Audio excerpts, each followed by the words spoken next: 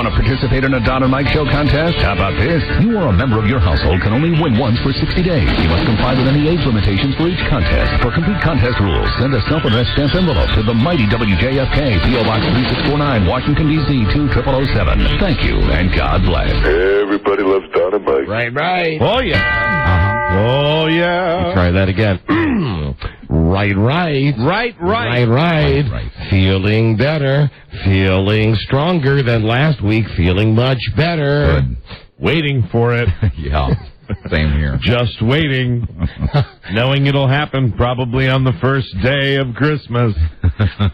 Well, Just waiting for the inevitable. That won't happen for months and months and months and months. You always get it early, and then it just sits there and it hides. And I'm sitting there going, hey, I dodged a bullet. And then all of a sudden one day, everybody's healthy, and I wake up and it's like, it stalks you.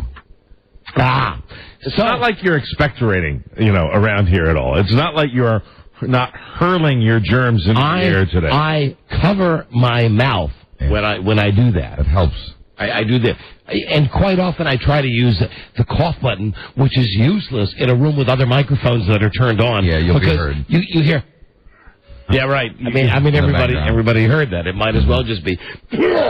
But still, let me say this.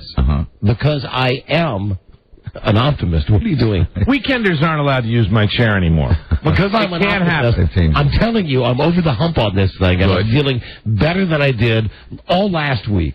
And who says that there's not some kind of sweet justice in this world? My sweet, fair-haired wife. Yes? Has come down with the very same malady. Oh, no. And this is justice because... I will show her, over the coming days, the exact same level of comfort, of TLC, that's what the kids call it. Right, that's of right. The TLC that was shown to me. I see. Because, we've got a policy in our house. That policy is, if you're sick, shut up about it. Just shut up. Nobody cares. Just get well and shut up. You know what I think happened to Mike's chair? What? Ken Meese. Ken Meese, then his fat ass isn't going to be in this chair anymore. Oh, no. Wow. I'm sorry. He's a market legend. That is just not going to happen. I'm going to, Now, hold on. I want the chair hidden on the weekend. I'm not following this. What is... I think what I'll do is I'll just, put the recline feature on so that I can, It's like the guy that... Yes? What is wrong with the chair? When I sit in my, this might come as a surprise to all of you and also our listeners. When I sit in my semi-reclining position, it's really not semi-reclining. The chair has a very straight back. So I can put my feet up and sit up at attention, paying attention to you, and also seeing over, what appears to be a growing number of electronical devices that you were putting on your electronical devices. Right. And this chair when I came in today was reclined at such a level as to provide sleeping. Readjusted. I don't know who did that, but somebody did it, and it's the first. Well, those guys have been here. No, he's new, isn't he? Yeah. Yep, he is. Meese. The chair should be draped on Fridays. Amen. You loved his dad. You remember the big deal? Remember that? You loved his dad, Edwin Meese. Yeah, so he was good. The guy that provided me with the John Norman has brought in the note. He thinks it was Charles Mann. I'm not going to say anything bad about him. Of course not. No, but he's the big tough guy. No, I don't think it's Charles Mann. No, Charles Mann has been here for a while, and the chair's never been messed with. I think Charles Mann uses this. I think this one belongs to Mace. That's a good point. Well, either way, can I just say this? We just played a commercial for Charles Mann that he just did. I've never seen you get more excited about it. And I got so pumped up, I had to open up the microphone at the end of the commercial and just go, yeah! You were very pumped up. Yeah! Very excited. I wouldn't mind giving that a free shot. You want me to find it? If you could. It's exciting. It is exciting. Just for a second. It's exciting. So at least you know the voice of one of the people that Mike is discussing here who may or may not have broken his chair. I think it's not broken. It's just adjusted. This is a very complicated piece of furniture that was given to me by that great sales guy, and it has a lot of little adjustments on it. It's like when somebody drives your car and they change the mirror and the seat and all of that. I mean, I got a very specific way I sit during this show, and I should probably figure this all out before we go on the air. Well, but that's the magic of our show. Mm-hmm. That's the magic of the show. This is the pre-show. And you should know foolish to make assumptions that things are going to be normal, that little things are going to be taken care of. You should know that on the weekend, because this is the radio station, JFK, that runs the Redskins games, they got like 1 million different people. It's not like we have a variety of studios. No. This is the studio. For all, everything. Right here, hit that one. Hi, I'm Charles Mann. At Passport Nissan, we specialize in Nissan. Our expert technicians have at least 5 years' experience before they're even allowed to touch your ride. Boy, is he good. Yes. Very personable, very Can charming. I just hear the beginning again? I think so. He's a former NFL player, you know. He is. Used to be a neighbor of mine, as a matter of fact. He did. What happened? Well, all those guys lived in your neighborhood. I mean, not exactly next door to you, but in the general area. 5 minutes away. Close. Not as bad as when David Hainline said he was a neighbor of yours. That's like the whole North Potomac thing. Good. But anyway. Hi, I'm Charles Mann. At Passport Nissan, we specialize in Nissan. Our expert technicians have at least 5 years' experience before they're even allowed to touch your ride. You know what you don't know about that? What's so great is that that's only like 25 takes.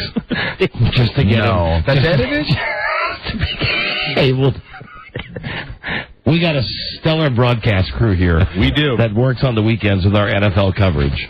I want to say there is no stone that is left unturned when this radio station goes all NFL on Sunday. No stone is unturned and no stone is unsponsored. I think I'd like to put a restriction on advertisers for next season, that there can be no ad with the word winning team in it. Oh, the bad football, bad imagery. They've been really pounded into the ground, and you know, the former football players are used more than anybody.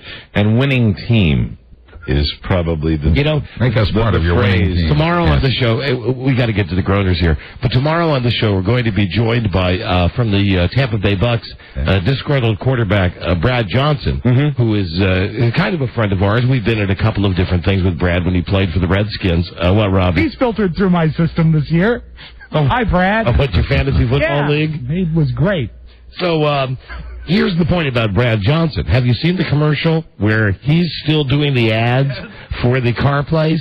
Now, where the car dealer paid him so much money that he wants to still get more on his investment. So he's not played for the Redskins for 3 years. He's gone to Tampa Bay. He won the Super Bowl for Tampa Bay, for Christ's sakes, 2 years ago. And now you see this on the commercials that they run on before the Redskins game, where it used to say, Washington Redskins quarterback Brad Johnson talks about why he likes this car. Now it's Super Bowl winning quarterback Brad Johnson talks about what he likes about this car. You hardly know that ad. They still run it. You bet they do. Still do. And they probably say winning team in it. Anyway, let me just give a big shout out to everybody that works here on the weekend. God love them. Yes, we love the weekenders. We do. Hi, B&E Products. Don't bring him into this. It's B&G, Mike. BG. Whatever it is. BG. Out of Wichita. BG. You always can have a table waiting for you at Hank's Look Around Cafe. Hold on. That was an unnecessary plug, Mike. That's a freebie for you. No need. I kill me. Let me just say hello to you on this good-looking Monday. Hello, Mr. Shannon. Would you think I'd forget about this? Do you think that other crap actually counts as pre-show entertainment? It don't. No, I'm still having it. No need. Hello. Hello, I am Michael Scott Shannon. And I'm Milburn Drysdale. I'm Milburn Drysdale, president of the Commerce Bank of Beverly Hills. Well, personal banker to Granny. Granny. I thought your restaurant was your Sloppy Joe's, incidentally. Thank you. Fantastic. Your 5-alarm chili. Oh. Fantastic. Thank you. I thought that you were nearly breaking even. we are, but it still cracks me up to say no need, Mr. Shannon, because there's always a need. Yeah. Well, as a matter of fact, I would be needy. This is Michael Scott Shannon. And I'm Mildred. What is a pirate's favorite kind of surgery? What? Arthroscopic. Welcome to the Groaners. Completely lame Groaners. They are. Hello, I'm Scott Shannon. And I'm Milburn Drysdale. As the Groaners get smaller, the laughs get bigger. That's right. Where does a pirate like to shop? Target. Come on. Hello? Hello? Things are still free. Okay, I'll cut it down to 3. Cut it down to 3. The last joke. Hello, I'm still Scott Shannon. I'm still believing in this bit of the show every day. Completely lame Groaners. And I'm Milburn Drysdale. What NBA player is made out of clay? Which one? Adobe Bryant. Hey, now. Oh. The Dawn and Mike Show. Get Come on. started in here. You gotta play along now. That's part of the fun of the Groaners. Come on. What's the biggest classic rock band in Egypt? What? Pharaoh Smith. In Egypt, Pharaoh Smith. Yeah, I get it. Hello. Do you want the ones that are actually funny? Hello. That's funny. Yeah. John Kerry. Oh, hi there. Hi. Hello.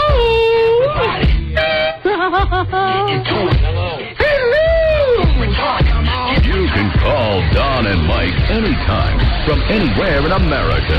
877-365-3636. They're ready to believe. Open the rhetorical door. Based on a true story, he was a neo-Nazi with one true enemy. Himself, a man of faith, a man of hate, and a soul torn apart. Viewer discretion advised. How have you been? Good afternoon, Mr. and Mrs. Clinton Portis said on the ships at sea. I tell you what, they picked a lousy time to spend the weekend together in Fallujah. It's Don Geronimo and Mike O'Mara. Thank you, Robbie. Thank you for listening, everybody. This is the Don and Mike Show. And hello. Hello. Tony Sobrano said, hi, Don and Mike. We appreciate it. Don and Mike Show new episode on this Monday. Monday 110804. Hi, Don and Mike. Was Burbank here? No, he's not retarded. Hi there. I hope everybody had a very nice, safe weekend. Don and Mike Show, new episode this Monday. It is November 8th, 2004. Call us from anywhere in America. 877-365-3636 from Canada, from Mexico. 800-636-1067 and Washington, D.C. on WJFK FM. You can call us at 202-432-1067. There are a couple of shows during the week that I like doing the best. I like the Friday show because it's the end of the week, and we get the NFL stuff. But then I like the Thursday show because we always have Jeopardy, and that's always a good bit. And I like Monday because I get to come in and tell you whatever I did on the weekend. Good, bad, or You sound better. You sound like you're healthier. Yeah, I told you, I'm feeling much better. It was just... It's good. And listen, I'm not going to dwell on this because there's a much more important weekend story to come. But it's just... After you felt like crap with this, and I don't think I had the flu. I think I had a cold. Right. Yeah, if you had the flu, you would have been really wiped. Let me just say, please tell the Academy that I believe the award should be coming my way, because last week, who knew that I was on death's door? I may have mentioned it up to 8 times per show that I was very sick. But still, but that's down. That's down from many years ago. Oh yeah. And I owe that. You do, and you're sick sometimes and don't tell anybody. Right? And I owe this to my wife. Because, over the years, Freda, her whole thing has been... She's toughened you up? That's right. You're sick. Well, shut up, get well. Take care of yourself, eat vitamins, do what you have to do. Just shut up and get well. And people want to be babied when they're sick. Yes, we do. Yes, they do. Unless you live in an environment where it's, tough it out. Not allowed. And now it's kind of the shoes on the other foot right now, because... I don't think any one human being really likes to care for another human being when that person's really sick. No, I can't imagine. There are probably exceptions to every rule, nurses, but maybe. my mommy was good at it when we were all sick, and she never seemed to get sick. But I think most people just don't. I don't like being around sick people, and I think most people don't. No, and in my case, all I'm looking for is just a little something that's just. It's non-existent. Honestly, you're looking for as much as you can get, right? Well, don't we all want that? We all want that. What I'm doing there is I'm going at J.R. Ewing. I saw that show last night. PU. That's like J.R. drilling into the ground and coming up with no oil. I mean, that's not sad. That's not going to happen for me. Sad. So what I'm doing is to compensate the fact that now I do feel better, and sadly, my child bride has this ailment, and if she was at work today, I'd call her up because it's in her voice. Really? I had it all in like the lungs and stuff. She's got it she's like this, right? As much as I would like to walk up to her and say, "Ha, you're sick." And I was sick last week, and you didn't wait on me and bring me breakfast in bed, or constantly ask how I'm doing and how I'm feeling, or even inquire as to my temperature. I mean, I'd like to come back with all that, but still I can't. No. And I find myself always caving every time. Even like now, I don't mean to cave. It's just I see her and she's sick, and I say, "Can I do anything for you? Can I get anything for you?" And she says, just as steely as when she was well. No, I'm fine. I'm just sick. Leave me alone. I can handle this on my own. Right. I'm just sick. Okay. So she's got it bad, huh? Oh yeah. Head cold. Yeah, she's got it. She got it bad. You gonna bring something home for her tonight? Pardon me? You gonna bring something home for her tonight? Yeah, some brass knuckles. What am I going to bring home for her tonight? Yeah, make her forget the cold. Oh, what do you mean? Well, if you bring brass knuckles home. Oh, that would make her forget the cold. Yeah, so would a nice big long athletic sock with a piece of soap in the end of it. But Mike, I'm a civilized man. Well, I was just thinking maybe some sort of tea or something. A nice warm tea. No, she's got all celestial. She's got all that crap already. Trust me, I don't see why she gets sick anyway. For goodness' sake, she must have some type of credit with God and with Buddha or whoever else. She goes to her crazy Chinese Pilates. Feng Shui, gotta get my Zen together, gotta light candles, gotta make sure that I don't eat any preservatives, I gotta pray for the chickens, Doesn't help against the cold. So you were kind of living that healthy lifestyle also. What healthy lifestyle? That she advocates, right? Don't you eat that food? Don't you, you basically go along with it? Yeah. Yes, I do, although sometimes on the occasion, like yesterday, I went to the store to go grocery shopping, and I thought, well, I'll get some chicken for my wife. Good. As it turns out, when I got home, I didn't get the right kind of chicken. Of course. Well, first off, I didn't pray for the chickens in the grocery store. Well, I would think with her it would just be boneless, skinless. Is it boneless, skinless, free range? Yeah, but it's got to be organic. That's it, Buzz, with no preservatives added. And do you look at the labels on this? And, meanwhile, I'm just going, hey, listen, baby, I went to the store and tried to pick up a couple of things for you. I heard that preservative stuff's chock full of worms. Yeah, it is. The best chicken I ever had, and I mean this, it's always... just with frozen, the cheapest ass box brand that you can find at a grocery store. You bring that home, you pop that in some night when you're really hungry. You mean like a fried chicken or something like that? Yeah, I'm talking like Banquet. Yeah. Banquet. They know Tyson. Tyson would be a step below Banquet, I think. Is Tyson below Banquet? I got some Tyson in my freezer, and for prepared dinners. It's just. I think Tyson's a name brand right up there with Purdue. Yeah, but if you want to go down to the bottom shelf right away, head to the Manor House. Rob knows. Rob wrote to the grocery store, so he'll be good at this. Now that might just be a regional thing around here. I think that is a Safeway O&O. So I think you'll see that Manor House. Manor House. Manor House breaded cutlets. But yet, with all of that, and I've got plenty more that I want to talk to you about, including an update on the car wash that I went into a couple of weeks ago where the girl jumped out of the car. Yeah. Really, how can I possibly, with all these things that I want to talk about with the weekend and things that are relevant and the people that I know here at the show with stuff going on, my brother has to go to the top of the pile today. You mentioned that in the office. You didn't tell me what it was about, but it sounds like something significant. So let me tell you how this happens.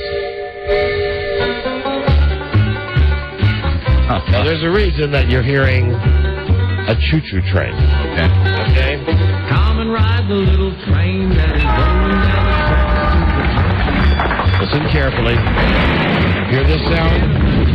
That's the sound of a train crash. Now, let me tell you that everybody is fine. There are no fatalities? There are no fatalities. Are there any major injuries? No. Except to my wallet. Now, here is the call I get on Saturday morning, very early from my brother. He says, dude, if I didn't have bad luck, I would have no luck. I say, what's happening?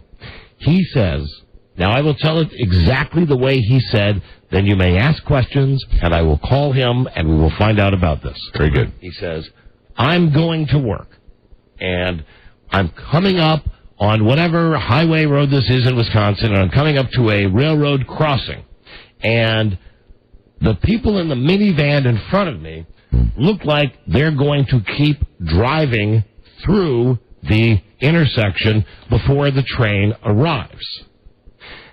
Okay, are you following where I'm going? I have been, I'm out in an area with lots of railroad tracks. I've been in similar situations. I know what he's talking about. First thing I said he to him, thinks that they're going to go over the railroad tracks and keep rolling. Yeah. So I said to him, well, what about those little swing arm things that come down to save people? He said, those often don't even come down to like 30 seconds after the train's already passed. I said, okay, so what happened? He said, well, what happens is, and he got ticketed and he knows he's at fault here. However, this was the first thing. And then I hear is that it's really, he says, it's not my fault. But here's what happened. So there's this lady in front of me in this minivan, and she looked like she's going to run this thing. And then at the last minute, she stops, and Jimmy slams into her, and the power of that was enough to total my brother's car. And at that point, he pushed her onto the railroad tracks. Oh, my God. Now, please wait, because it gets better. Their bumpers are locked while the train is approaching. I asked my brother, how fast is the train going? He says, well, the conductor saw us, so he started to slow down. I reckon about 25 miles an hour. That's a lot of weight. The train ran into the minivan, which was locked in the bumpers with my brother's car, and pulled the whole thing for about 15 yards. Including your brother's car? Both cars. Both cars. Pulled both cars. And everybody survived? Yeah, everybody's fine. He's not even making it out like it was a life altering. You think maybe he's low-key in it a little bit? Well, you get hit by a train? Yeah. Here are some of the questions that I had for him. Right. I said, first, thank God, just what you guys are saying. I was saying this to him on the phone Saturday. Thank God that everybody was okay. He said, yeah, I guess so. Not even thinking that there was anything wrong with this. He then mentioned to me that his car was totaled, and I do have some pictures of it that he sent me on the email to show you. Wow. And the new car that he not the Jag. Oh yes, Mike, it was as Jimmy says, it was the Jaguar. The Jaguar, his pride and joy. Oh my That's God. right. Now here's where it really gets Wisconsin-y. I say, so what's the deal with these people? It's your fault. You ran into them. He indicates in that Wisconsin tone, it's his fault. He got a ticket from the cops, like $180. But also, the guy from the train is upset because they bent, when the cars ran into the train, they bent the metal stairs on the back car of the train, and the conductor wants to know who's going to pay for the damage to the train. Right. This is Wisconsin, Mike. So the back stairs on the engine got messed up? I guess so. What does that run a railroad? Buzz, I don't know. And then they were laying some crap on him. I would assume that if it's a freight train and it's got some sort of insurance. Then they're laying some crap on him about, well, because of this wreck, the train now is late today, and any damages that we incur financially because of the fact that we're running late today now because of your negligence, we're just going to send the bill to you, pal. When people in Des Moines want to know, oh Jimmy, how come their rubber baby buggy bumpers aren't there yet? Jimmy. So he called in a very distressed state. I would imagine so, but I think he ought to thank his lucky stars that he's alive. Well, let's get the full story, Mike. Jesus. Wow. He is a damn dummy. He is. He really is. And, I'm describing it much more eloquently than he will. I believe. Did he have that kind of, even though he was distressed, that he wasn't all that distressed? I mean, because my God, he got hit by a train and nobody died. I think he was pissed about his car. Of course. It's a beautiful Jag. That's what he was the most mad about. Oh, no, he told me he might be laying cement this afternoon. Oh, well, he must be doing that. So we'll see. But I thought he would pick up at least. Hey, it's Jimmy. Call me back, or I'll try and call you back. Hey, Jimmy. Hey, dude. Hello, this is Mr. Stevenson from the Southwest Railroad. I've got a problem with you. It seems that our freight was late, and you're at fault. Jimmy, you got to call the show. I know you said you might be busy today, but you got to call with the full details on what happened. Lay all the concrete you want, son, but the bottom line is many of our products and services that were to get to the Midwest are delayed due to your negligence. All right, dude, we'll talk to you later. Call the show. Signing off, this is Mr. Richardson from B&O Railroad. Goodbye. All right, he'll call back. I'm sure he'll call back. Now, let me show you, Mike. All the ice cream sandwiches melted. Oh, no. Cover your eyes so you don't get visual aids, but don't really cover your eyes. No, I just meant I've got a visual aid over here for you. I like to. Oh, the pictures from the direct Jag. You're going to have to come over on my side of the console to take a look at this email that I got from Jimmy. Subject, dead cat. This is sent yesterday at 4:14. No, Buzz, he's talking about his car. Oh. Because it says, here is a picture of the dead cat and the new LBS pounds. I don't get, or unless that's the type of car he got. Because it says, can't thank you enough, Jimmy. And the new IHS. IHS, okay. There is... LHS. There is the... Yeah, you're probably right, LHS. It's a Chrysler. So there's the front of that. Here's another beautiful picture. My brother's big Wisconsin-y hand. That looks like where he plowed into the minivan, and where his bumper was locked with the train. Oh my God! And then the next shot is a happier one. Once Western Union arrived, there you go. Oh, that's his new car. Yeah, that's the new car. That's a Chrysler LHS. Yes, it is. It's so not him. Is that his new car? Well, that was a car that he it was a used car. It's a used car. But it's a used car that, I mean, it's new to him. Is it a loaner or a rental? Or is no. Maybe you're not following this. When I said Western Union helped out, that's me. So he went out and bought a new car.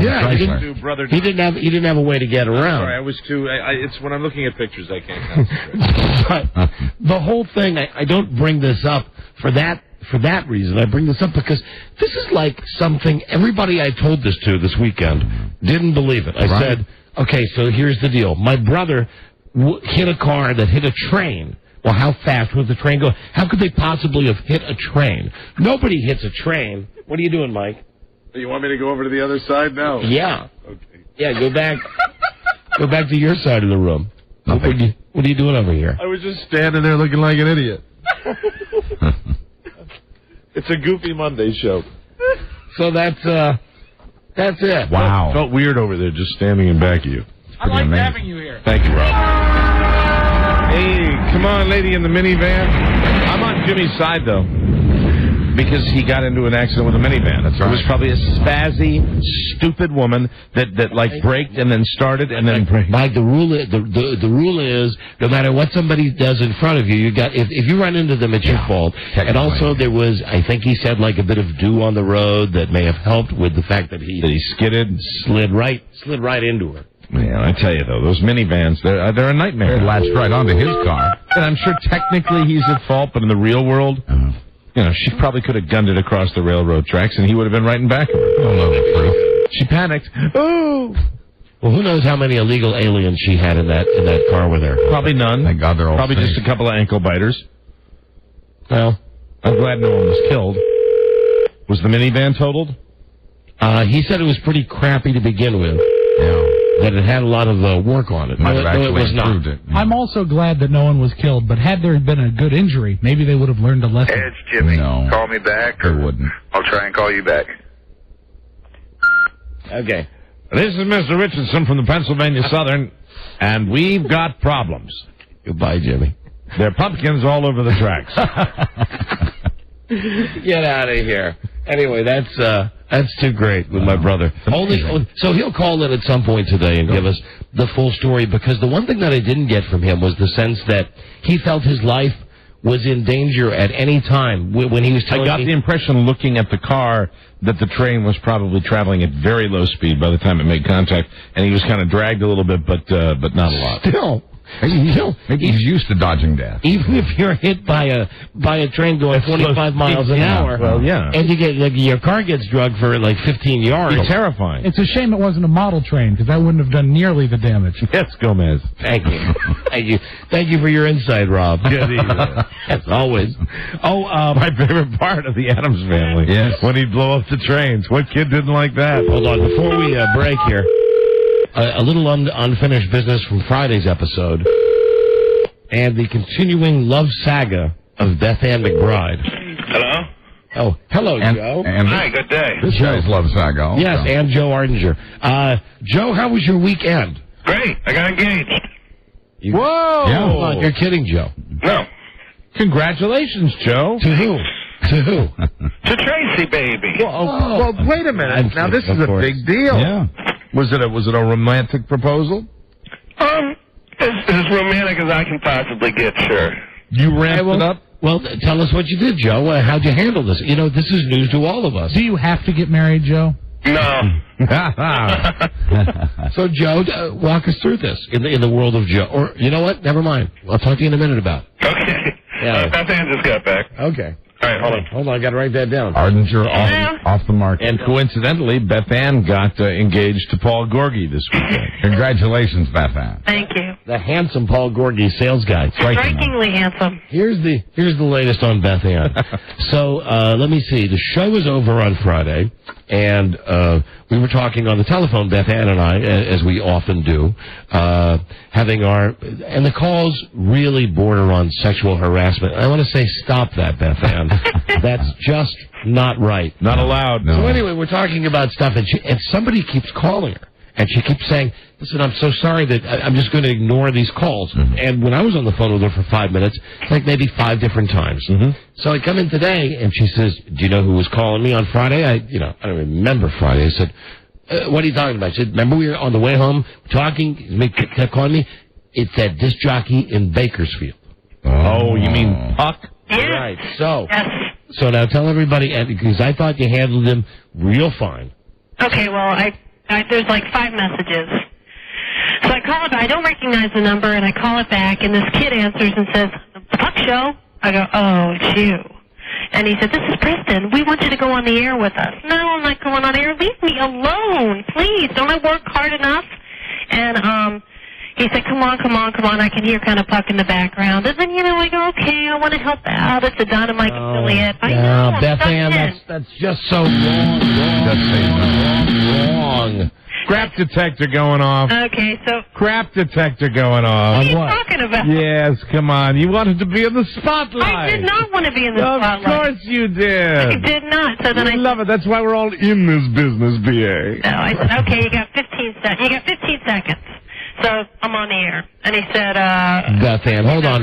Beth Ann. Yeah. Let me just indulge Mike for a second. Okay. Are you rethinking it a little bit? Well, no, I just like your way of thinking.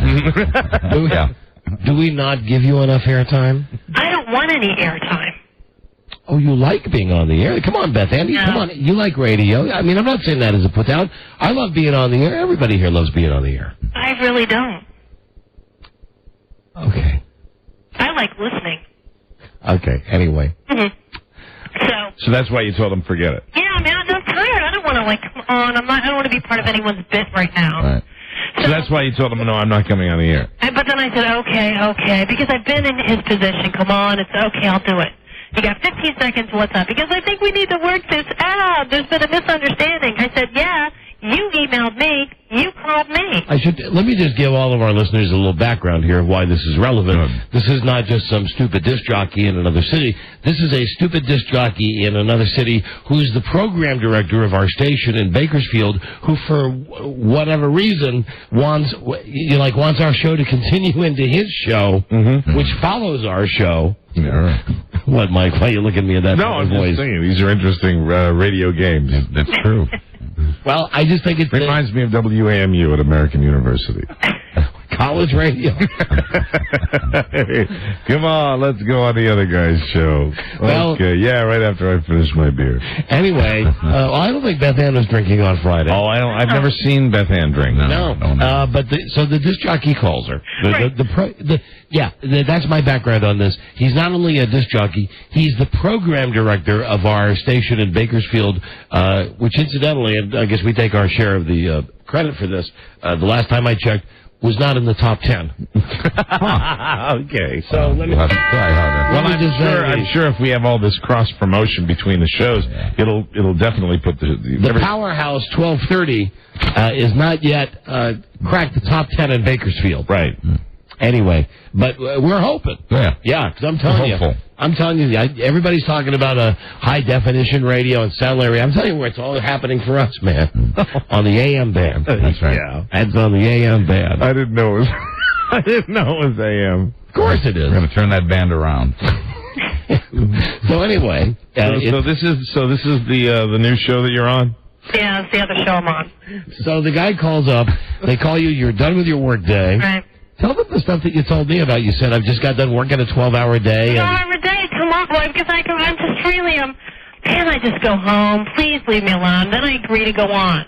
So I said, you got 15 seconds. Ooh, okay, what do you want? We really need to, there's been some misunderstanding. I said, yeah, you called me, you emailed me. What are you talking about? And he said, what you really need is a massage. And I'm like, what? One of these guys. Now, how has this boy bothered you in the past, Beth Ann? Well, he's never really bothered me till Friday when that person called and said he was talking about. Do you remember someone called? He was talking about me on the air. How many times have you contacted him? Well, I've contacted him about affiliate stuff that I have, but I've contacted other people about affiliates. Yeah, I'm just give me a rough number. Maybe 4 times by phone, and maybe. How many times in person? I mean, God. Never. How many emails have gone back and forth? I don't know. Put a number on it. How many zeros? I don't think there's any zeros. Maybe 7, 8. 7 or 8 emails. Yeah. Okay, so is this the same kind of contact you have with all the other affiliates? No. A little more one-on-one? Really? I talked to, there's a couple that because I looked at them because they've.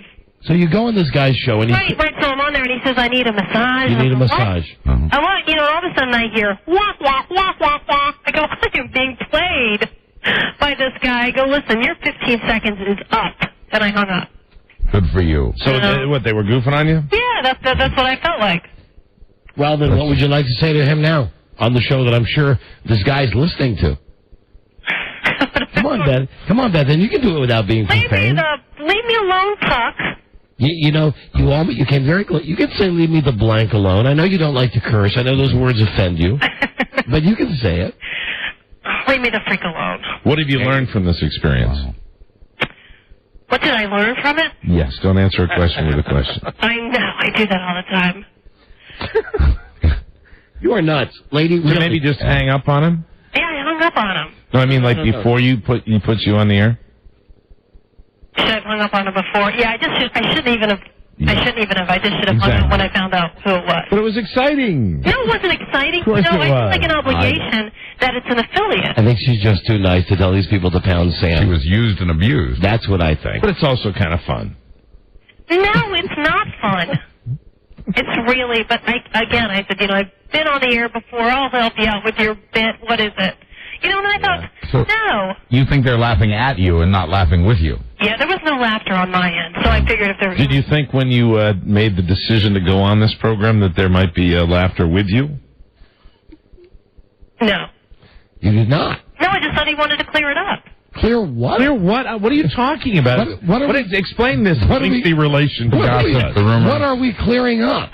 The confusion. What confusion, I don't Beth know, Ann? Don, and I'm not calling to find out what it is. Hold on. How can there be... What confusion? We haven't been the recipients of 18 or 19 various forms of communication from this guy. What are you confused about? That's gone back and forth. You obviously know about this relationship. Well, apparently, I guess he said, I call him and I email him and there's something special about our relationship, and it's always been business. That's what we learned on Friday. And then Friday, I'm trying to go home after my long-ass day. Yes, and I'm darling, talking yes. to Don, trying to get business done, and Yes, there's darling. beep, beep, beep. Right. Do you think there's a chance that maybe you've emailed him too many times? You've encouraged him Maybe you've accidentally? even with his situation on Bakersfield? I don't think I'm the one at fault here. Have you sent him a photo? No, I haven't sent him a photo. Go to DonnaMikeWebsite.com soon. Would you have contacted him to such an extent that he might think that it's something more than business? No. Did you lead him on in that fetching way that you're leading both Mike and I on right now? I don't lead anyone on. Does he ask what Christmas sweater you're wearing? And what one are you wearing today, Beth Ann? The reindeer. The reindeer one. Okay. The lovely reindeer. Give it up for the reindeer. Yay, reindeer. Go all right, Beth Ann. Well, let's see. I'm glad we could clear that up. Maybe it'll be more fun the next time you go on another affiliate show. Okay, whatever. Oh, and Paul Gorgie, the other married sales guy that you're Did you hear what I said to him when he was walking down the hallway today? Something, but I don't know. I didn't hear what you said. Now he walked by the door and I went, handsome! Strikingly. Strikingly handsome, according to Beth Ann McBride. Well, that's why we don't like him. Meanwhile, for you, it was another weekend with. Was there a man in your world at all this weekend? No. Just possible. Someday I'll tell you about a little secret person, but I can't right now. You have a secret person? Mm-hmm. And they're little? That's a dwarf? Oh, but listen, if you're telling me, that you've got something going, good. It's just starting. Oh, good. Okay, good for you. Crank that up. Good for you. Okay. What does he do here? He's not here. He doesn't work here. He doesn't work here. Even better. Is he local? Is he in the area? No. Oh, out of town. Long distance. Long distance. What's it going to be like, the made-up boyfriend? Does his first name begin with a P and his last name end with his first name end with a K? The guy from Bakersfield. Yes, I got it. Hello. Or is this going to be like Star Jones? I never believed that Star Jones was actually getting married until one day I saw in the newspaper a picture of the guy. Sure. I always thought it was like some made-up thing that she's just going to go on TV and say there was someone that wanted to marry her. It's like Eliza Minnelli marriage. You would think I'd have to do a made-up person? No, not at all, Beth Ann. Not that there'd be anything wrong with that. So you have somebody that you, a long-distance relationship? David Guest? It's kind of a strange story. Those are the best kind. A lot of emails? No. Does he know? I'm not going to tell you right now. Does he know you? Does he know yet? Or is it just that you know him? Did you give him a picture in a paragraph? Does he have both hands? Huh? Does he have two hands? It's not Dennis. And it's not Robert Mailman, is it? Is he a letter carrier? Yeah, my next question. Beth Ann. All right, Beth Ann. Well, listen, when you want to come out of your shell a little bit more and tell us more about whoever this mystery guy is that you've got on the side, your gigolo, let us know. But I will tell you this, Beth Ann. What? As soon as that fake hip heals, he's going to be one hell of a lover. That's right. That's right. It'll be two guys, the one with one hand, maybe three. You count the guy out in California to play the field. Pursuing the queen of Bakersfield. Tom and Dennis and some washed-up disc jockey named Pop. Can you imagine that? Oh, goddamn. Okay, goodbye, Beth Ann. Bye. Goodbye. Good luck. There she is. She's one messed up girl, and we didn't even talk to Joe about him getting engaged. No. Yeah, that's incredible. We've got a break. Did anyone know about that before he said that? He announced it at the top of the Best of show before ours. Of course, he saved it for his show. Yeah. That's right. Quincy Ardens, you're here. Everybody's got to have their outlet, Rob. Yes, I suppose. Joe's got his best of. Joe. Beth Ann has Bakersfield. And I have my cabaret act. Here. Don't sell yourself short. You have FedEx Field, my friend. We'll be back, and I hope you get my brother on with the train as well, so stay right there. This is the Don and Mike Show. I'm Anita Horgar. Buck melanoma. Molly Russell's wart. Not her wart. Not her wart. I'm the wart. She's my tumor. My growth. My pimple. I'm Uncle Wart. Just old Buck Wart Russell. That's what they call me. Or melanoma head. They'll call me that. Melanoma head's coming. Uncle. Maisie Russell's uncle. I'm her uncle. The Don and Mike Show. Pleased to be enjoying the Don and Mike Show. Yeah, pleased to be. Remembering that Friday, what a great NFL weekend that was. On Friday already, we'll be talking about the next NFL week with Rich Eisen from the NFL Network, which is sponsored by Tower Records and Tower.com. No one has a bigger selection of the music and movies you love it. Watch Rich's show every night at 7 and 10 on the NFL Network. Right, so there's the red on one show on a Monday. Got to read it how many more times? 100 more times. 100 more times. 100 more times before Wednesday. 100 more times. Got to read that on today's show. Okay, quickly from the weekend, I go to the car wash because I'm feeling better yesterday. So the car wash where there was controversy earlier in the year. Yes, where 2 weeks ago, in front of me, a girl jumped out of the car and I was inside the car wash for like 15 extra minutes. Because the train was coming. So I mentioned it. Mike, this is nothing like my brother's story. Okay, all right, that's a different story. I mentioned it on the air. It was funny. The girl actually called the office, and it turns out she never called the request line to get on the air. So I go into this car wash, same car wash on Route 7. I won't say the name of it because there's a million of them. And I'm waiting to pay, and the slacker behind the counter says, "Hey, dude." I say, "Hello." And he says, "When you talked about that girl getting caught in the car wash, like all week people were coming in and asking us if this was the car wash." And I said, "Great, glad it worked out for you." And then here's where it pays off to have a radio show. Oh, yeah. He said to me, "We want to thank you." So the manager comes out. Oh. The manager came out, shook my hand. And gave me a bunch of $1 tickets. Oh, that's great. You know those things you get when you go every time to a car wash place, and they give you that worthless ticket that's $1 off the next one? Right. Yeah, right. Yeah. He gave me 5 of those. 5 of those. He gave me 5 of those. $5 off your $14 car wash. And I said, because we were standing right there, I said, "Oh, that's very nice of you." I said, "Here, apply them here." And he says, "No, got to be redeemed on your next trip here." Yeah. So hey, let me just say thank you. Gotta be redeemed on your next trip. Thank you. Well, it'll be next Sunday. You're a pretty good regular customer, though. I'll be there next week. I had no idea that they even knew, who I was, and I didn't. Did he get any more skinny on the girl and what the deal was? The guy said to me, the guy behind the counter, the freak, said that indeed they had been having a fight about something that she found out that he told her while they were driving through the car wash, and he told her because he thought that was the one place that she wouldn't wig out. Right. Yeah. No place is safe. And the scuttlebutt around the car wash is the reason that the girl jumped out of the car is that the guy told her that he has impregnated someone who is very close to her. Ooh. Yeah, never do that in an enclosed space. No, I mean, they can get you in that car wash. I got to wait until the girl calls in herself. But the guy at the car wash told me that the guy who the boyfriend impregnated was the girl's mom.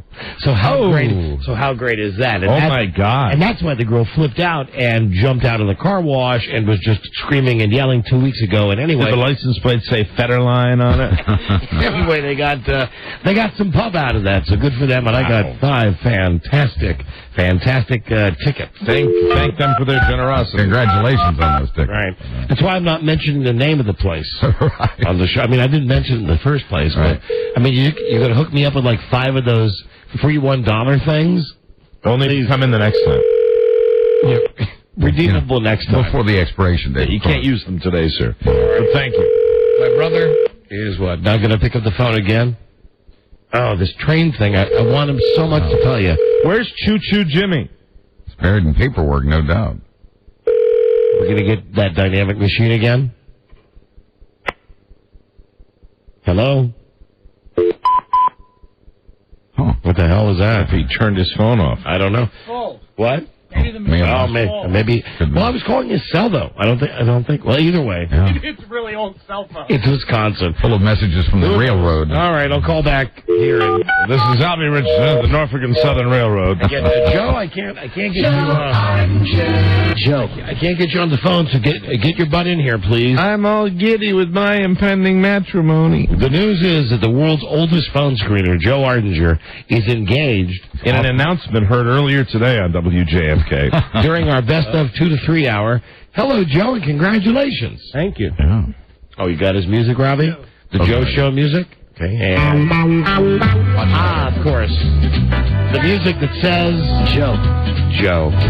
And Joe, how long have you known Tracy, your girlfriend? We all know her, but tell everybody how long have you known her? I've known her for 20 years.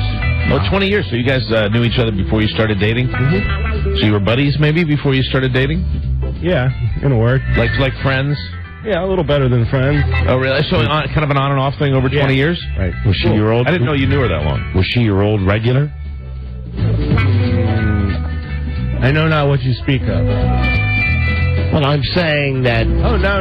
You had a relationship with her for 20 years where it was friendship and maybe a little bit more. What I'm saying is, on those nights when Daddy had an itch that needed to be scratched... No. Would she be the one, would she be the recipient of booty call? Yes, that's right. Thank you, Mike. Never anything like that. It's just lives going in two different directions and meeting up again. I didn't know you guys knew each other for that long. That's very cool. So tell us about the proposal.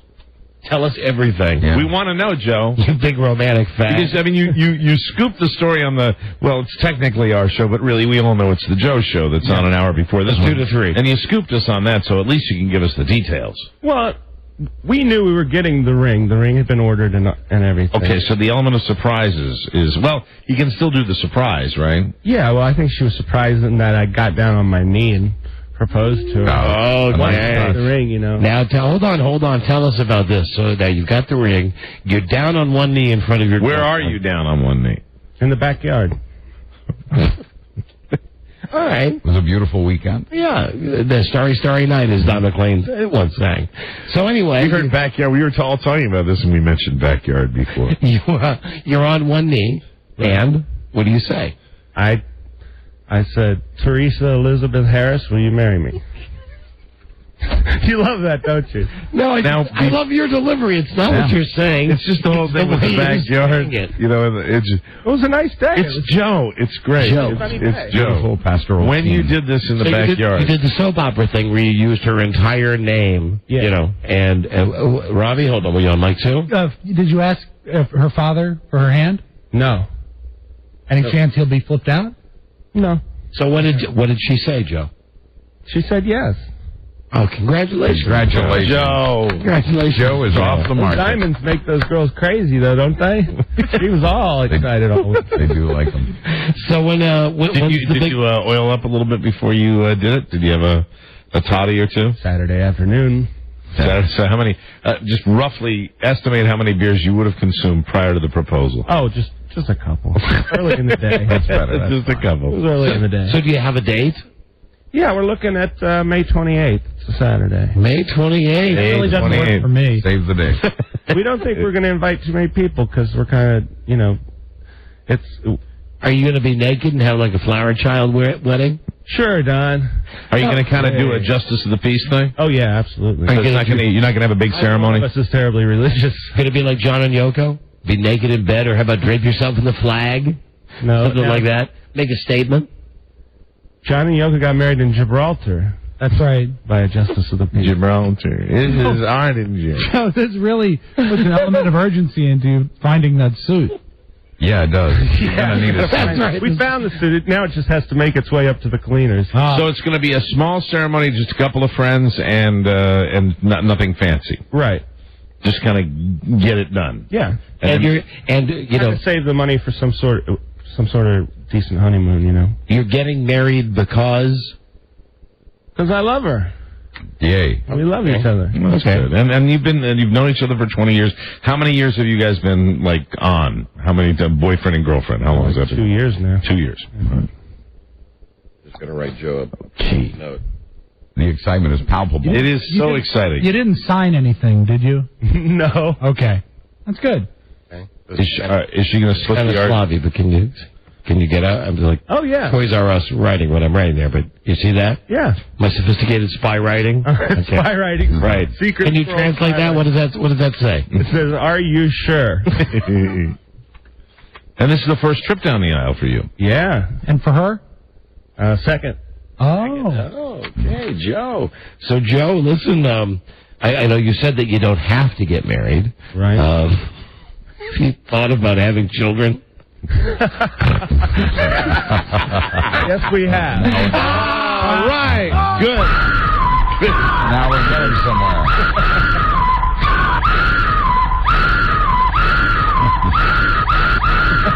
Good heavens, no. Yes. Oh, my. The responsibility of parenthood will do him good. Yes. Yeah. All right, Joe, well, I guess on behalf of everybody, we say congratulations. Well, thank you. Congratulations, Joe. Already exerted about it, too, because it's a level of commitment I've never bestowed on anybody before. I would think that it's probably got to be the sure thing if you were going to do that. There he is, Joe Ardinger.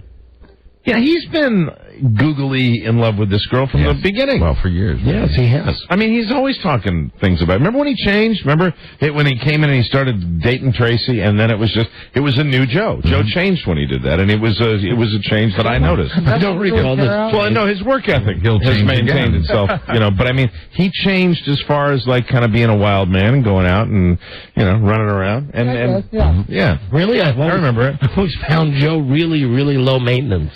Yeah, I mean that as a compliment. What I mean is, no. Prior to Tracy, I used to go out with Joe a couple of times and fire him on the weekend. Yeah, I remember that. Those were the days. Joe and I ran a little bit, a couple of times. one time you went fishing, right? No, we went fishing and we went out one night in D.C. There was a car involved. Isn't that the night you fired him? Twice, 4 times. 3 or 4 times. 4 or 5 times I fired him. The fifth time and then we went fishing. We could still go fishing. Yeah, we can still do that. He'd still fish. Yeah. You and Tracy have a song? Yeah, we do, actually. What is it, Joe? Tell. It's Be Mine by David Gray. Got anything anybody else would have heard of? It was a hit on the radio a couple of years ago. David Gray's pretty good. I would say he's probably a one-hit wonder at this point. Oh, hold on, maybe this is my brother calling. Give me a second. Hi, hello. Hi, this is Howard Bronstein. I was calling. Hold on, Howard. That's our 110 interview. How good. Well, I think that I speak for everyone when I look forward to it. I think we're running a little late for that today. I'm sure that if he had heard Joe's news, he would have offered congratulations. We had to take pause and congratulate our phone screener on his impending nuptials. Thank you, Joe. Well, thank you. And thank you for sharing that. And best of luck to you and Tracy. Yeah, and congratulate Tracy for me. Yeah. Yes, absolutely. He's probably listening, so I love you, baby. There you go. That's what we like hearing. And Joe, you brought this up. Where was area code 540 where this fax came from? That's West Virginia. No, not West Virginia, but deep Virginia. Oh, okay. Okay, we just got it. Virginia. A lot of people don't. We'll have some type of email thing on DonnaMikeWebsite.com, but a lot of people still use our fax machine. Of course. 800-636-6410. So we got this from the Valley Trader. I guess it's a phone book. No, I take that back. Okay. It's like the free thing you get at your grocery store. Penny saver. Yeah, penny saver. I like that. So anyway, it says German Shepherd pups purchased at 6 weeks old. Not good with Jewish children. Oh my God. We really have to try to call it and see if we can get somebody at this thing. There's a congratulatory call for Joe on line 444. Oh, all right, hold on. Hello, this is for Joe Ardinger. Hello. Hello, how are you? Who is this? This is Ross Valerie of Journey calling. Hey, Ross. Hey. What's going on, boy? How are you? Wow. Well, I just got to wish Joe all the best. Yeah. Well, how about that, Joe? Thanks, Ross. You know, Ross. You're a rock idol calling in to... Haven't you called Ross Valerie a few times, Joe? I may have called him over the weekend. Really? He has called me. And the funny thing about it, guys, is when he calls me, and I never mind, sometimes he leaves messages, sometimes he catches me, but he calls when he's feeling very happy. That's right. He gives Ross... And it's a little more than just a couple, too. It's like, hello, Ross. This is Joe Artinger. How are you, buddy? I want you to check out JoeArtinger.com. You know, with the W's in front, you know what I mean? It's hard to believe you have anything in common with this gentleman. Yeah, he's always happy when he calls, and it's so nice. It's so friendly. You can't turn the guy down. You guys find wonderful people to work with, you know. Well, he's a big fan of yours, Ross. He really is, and that's why he calls you when he gets drunk. Yeah, it's cool, man, and it's always acceptable. So how are you, Joe? Fine, Ross, and you guys got some news I noticed. I read about you guys got some big news coming up in January. That's right. You told me about. I understand you guys are going to be at the Star in Hollywood.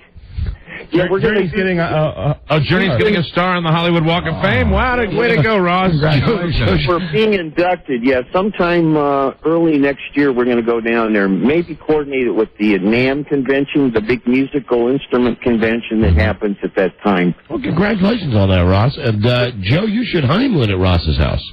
That's right. I'll just tell my wife. You know this guy, Joe, he's coming over. You'll love his new wife. Look at that. Good heavens, look at the clock. We got a break. Hey, you know what? You guys, all right, Ross. Fun, and I'll talk to you soon. And next time I roll through town, you guys are not going to be in France or on vacation. You're coming to the show. Amen. Right. Absolutely. Let us know the date. Absolutely. Satisfactory. Thanks, Ross. All right, you guys. Bye-bye. This is Ross Valerie of Journey calling in to congratulate Joe Artinger. Rockstar friend. Kind of a frightening moment there, wasn't it? When it was just Joe and Ross off on their own little riff there. It was. So you call him when you get bombed? Yeah, well, I don't necessarily have to be bombed, but I call him every month or so. Just happens to be. Doing. That's cool. It is cool. He's my rock star friend. Hey, Rob, you know what? There may be one number. World and he sold you can read that from that ad. And he called you. Penny Saver. Yeah, he called back. Yeah, the guy. I mean, he was listening to the show out there in Sacramento and called Joe from one of your favorite rock bands, Journey. Sure. Will you play a Journey song at your reception? Oh, geez. There's probably a good handful of them that are played at any wedding. I'm thinking open arms. Open arms. Yeah. Lock that in. I'm thinking open arms. Open arms. Mm-hmm. Yeah. Because you don't want, what's that one? You don't want like desperate, different worlds. You don't want that one. Bad choice. And you don't want loving, touching, and squeezing. I know it's not squeezing, but it's loving, loving, touching, sweet. And that one had the end that was you're a disc jockey, just drive you nuts. The na na na na. You had to play it like 10 times until you're trying to figure it out.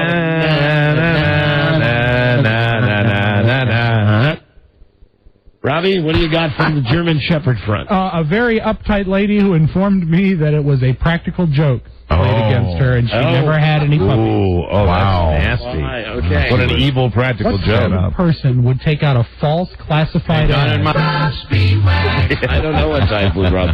Okay, but, Joker. That comes from a news or a Penny Saver. Where, Joe? Where's area code 540? Deep in the heart of Virginia. Yeah, we got it in Virginia. All right. I'm shocked. I don't want to say who would have that area code.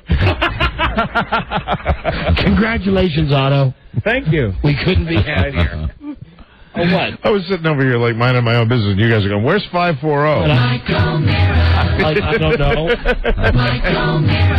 I know your phone number. Yes, you do, silly. We'll be right back. This is the Don and Mike Show. Everyone, take down those Halloween decorations. It's officially time to get into the spirit of the holiday season. So buy some bright flashing lights to decorate your home. Spray some fake snow on your windows. And get some OnStar personal calling minutes so you can wish your family a happy holiday no matter where you're headed. OnStar Personal Calling is a hands-free phone that's built into your OnStar-equipped vehicle. Plus, now OnStar offers 2 ways to pay for your service. As always, you can buy prepaid minutes, but now they offer the new America's Choice plan with OnStar. It's so easy to use. When you want to make a call, you just call out what says here, a pre-programmed name tag, like call home and call the office. Very cool. You can add your built-in OnStar hands-free phone to your Verizon service package. Joe would just say, call the fiancée, Teresa. And make sure it's in the backyard. Of course, in addition to OnStar Personal Calling, OnStar also gives you the security of driving safe. To get in a collision, OnStar will make sure you're okay. For information, please go to OnStar.com. This is the Don and Mike Show. Joe. Investigate what? They're calling you a bigamist. They found out you weren't divorced from your second wife when you married Myra here. You mean we ain't married? I never was married to my second wife in the first place. I already told you I didn't need to get a divorce. The government is trying to deport you. We're washed up here, kids. We're getting out. Well, what if I don't want to go? Well, why would you want to stay? Joe. I promised Myra I'd buy her a wedding ring. What do I need a ring for? Joe. We ain't even married. The Don and Mike Show. You can call Don and Mike anytime from anywhere in America.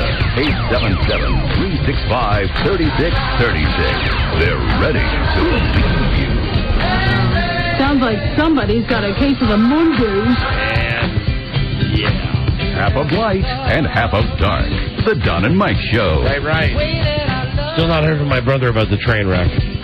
We still have not talked about the Dallas reunion show last night. Oh, sad. My big fat obnoxious boss. We didn't talk about Letterman on Regis today. Wow. And just be advised, tonight, it's Jerry on Larry. Jerry's on Larry tonight? Yeah. And man, it's such a good TV night tonight. We'll be rolling tape tomorrow. Good. So we'll have the complete Jerry on Larry recap. Because tonight is the CSI Miami. Gotcha. They see the tidal wave. Oh, no. I personally have been looking forward to that. And David Caruso, some of us are excited about Monday Night Football. That is not the horizon. They sometimes tease shows in a way that just hits me, and that's what. It's not that is not the horizon. Oh, hold on. Howard is on the phone. Howard Braunstein from CBS. Howard? Hello. Hi, thank you. Thank you. How are you, Howard? Well, I'm well. Thank you for having me. Thank you for joining us. Now, Howard, as you heard, called a couple of seconds ago.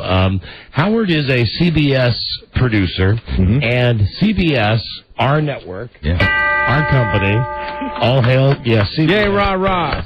As Jim Nance, the hyperactive poodle, Jim Nance said yesterday, like as blood was coming out of his ear and nose, here on CBS, America's most watched network. Jim gets excited about that. CBS announces an open casting call to find the next Elvis. They're going to finally make the miniseries Elvis. And here now is Howard, who's going to tell us about the casting call. Oh, wonderful. I'd like to know the details, Howard. Well, the details are this Wednesday between 10 and 4 at CBS in Television City in Hollywood. We're going to have an open call. Anyone can go down. Anyone can audition. And CBS will be there, the director, the casting director, the whole crew will be there looking for the definitive Elvis. Now, I would ask you, when you're going to be casting for this miniseries, are you going to have one guy through all the phases of Elvis, or will you be perhaps looking for maybe 2 or even 3 people to play Elvis at... or 4, maybe. Or 4.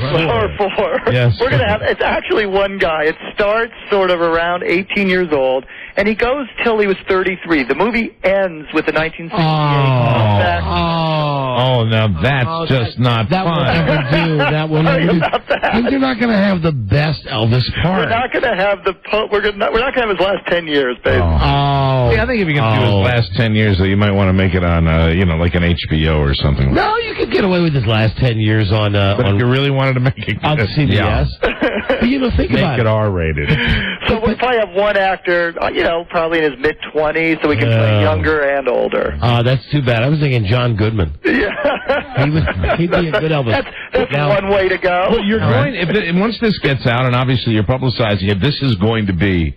it's going to be a scene that you might as well get helicopter shots out there. I'm hoping. It's going to be like something out of a movie. You're going to see all the Elvis impersonators. It has to say no phone calls, please. Ask me this. Reality show on the casting. For more information, please go to CBS.com. No phone calls. Now, Howard, one of the things that we were told is that whoever shows up for the casting of this Elvis thing, and we're big Elvis fans. Let me rephrase that. We are fans of the career of Elvis. Yes. especially the last 10 years. But for this thing, whoever you hire, is this true or false? I read that you have to be able to sing any Elvis song that you mention. Did you say that? No, that's not true. Oh, that's not true. You have to be able to capture the essence of Elvis. But That's what we're trying. Obviously, you're going to want somebody who's got the look, I would assume, and somebody who also can sing, right? Step up. I'm going to try this anyway because Rob is ready. Howard, Howard. We read in the prep. Hello. We read in the prep that one of the things that you were going to do was say to somebody, "Here's the name of an Elvis song, sing it." Here's the name of an Elvis song, sing it. See if you can stump our boy Rob A., who is really the biggest Elvis fan we have among us. Should I start easy? Sure. Start easy and then get tougher. Hound Dog. Please. Okay, let's move on. He knows that. You won't even... You ain't nothing but a hound dog. Las Vegas. Now, Rob, I think you have to commit if you're going to do this. Rob, did he say Viva Las Vegas? Uh-huh. Okay. Bright light city, gonna set my soul. We're gonna set my soul on fire. Okay, you got that. Next one. I'm stumped. That was so good. You're hired, Rob. Great, I'm Elvis.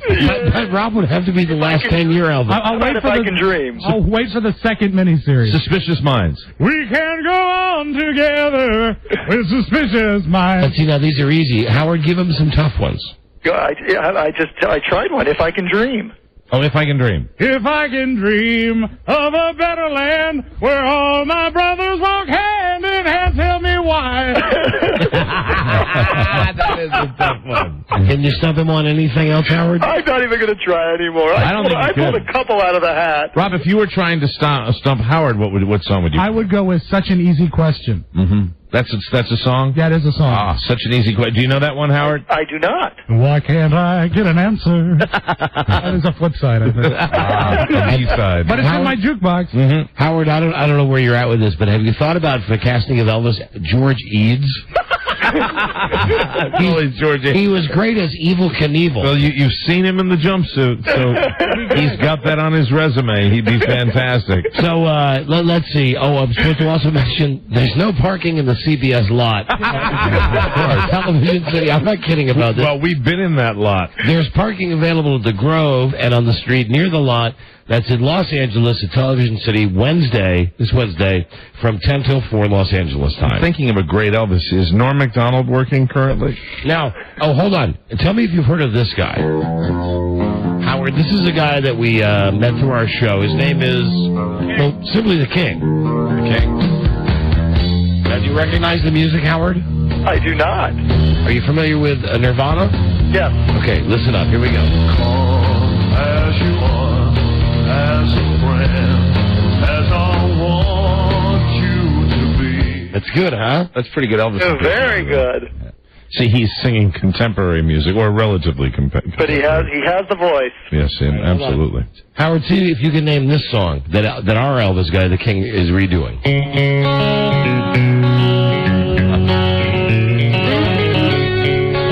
Any idea what this song is, Howard? I do, and if you told me, I'd say, yeah, that's right. Yeah, it's Sweet Home Alabama. Sweet Home Alabama. And who's that by, Howard? You'll tell me. That's right, the Carpenters. You got that right. Doesn't this guy sound like Elvis? He does. Absolutely. And now a guy that really looks like Elvis, doesn't necessarily sound like him. He works at NBC4. His name is George Michael. We have a tape of him as well. Is this going to end up on Geronimo's air? Oh, yeah, George Michael's Sports Machine. Right. You ain't nothing but a hound dog. Just crying all the time. Now, he's not as good. He doesn't sound like the other guy, but he's got the But he's young enough to play. And then we got one more for you. This guy's name is Eilert Pilarm. Is this the Swedish Elvis? Yes, he's the #1 Swedish Elvis impersonator. I have to hear this. This may be the best Elvis impersonation you've ever heard. One through a party in the car door, yes. The policemen were begun to well. Time for the young to begun to swing. To the heart, so yellow, but let's rock. Yeah, Eilert. Let's rock. See, he's got the rhythm. Oh, my goodness, that's hysterical. So as perhaps you have to understand, Howard, Elvis has been a part of our show for a very long time. Here's another guy. I want an honest opinion on this guy's talent. Right, yeah, Johnny was a sweetheart. Oh, what a couple in love. Oh, they sort of be true to each other. Oh, just as true as the stars above, he was her man. Now, that is Brian Wilson. We've had so much talent. We had him on the show. It's a whole different way to go. Just last week. All right, Howard, good luck. Thank you very much. When is the date again, Howard, for the open casting call? This Wednesday. Wow. This Wednesday. From 10 to 4. All of you Elvis people across the country, get out to Los Angeles for the big audition. All right, thank you, Howard. Thank you for your time. Thank you. Bye, Howard. Bye. There he goes. Howard Bronstein from CBS, and this is more alert. The alarm. A fool such as I. He's great. Kill him. How can you possibly do an Elvis show and cut it off at 33? Yeah. That's just when it gets good. That's right. But that's I do believe that's just when he gets purple. I really think if you really wanted to do Elvis the later, I think it's a Showtime movie. Yeah. Oh, I think it's a series. A Showtime series. I absolutely do. Elvis the last years. But here's the thing. Good idea. You'd have to, now that I think about it, you're right. If we really wanted it to be the true Elvis story that we know. In the last years, like with all of the biological issues that he had, you couldn't put that on regular TV. No, you couldn't. And not make it good. You can put it on Playboy. Yeah, you can put it on Playboy. Yeah, well, you can put it on regular cable. HBO, you can put it on. I don't know. You could put it on Playboy, and some guys would be able to.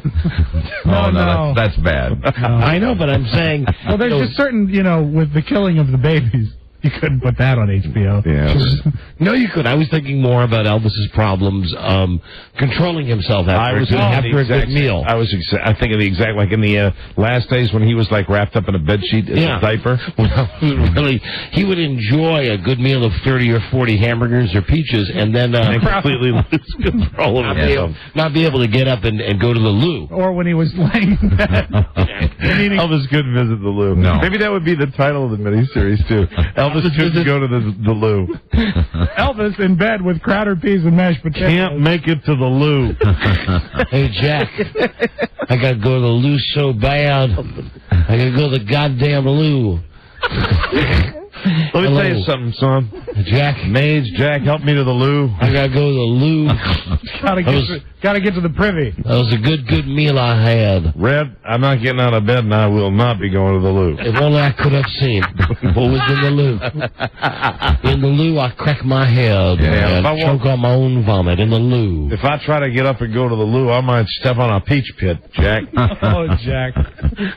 Lou. I'm going there, my boy. I feel my loo. My loo. Someday I think I will pass away in the loo. Regretfully, I have passed in the loo. Face down in the shag carpeting in the loo. My face is all discolored from being face down in the loo. All right, bollocks.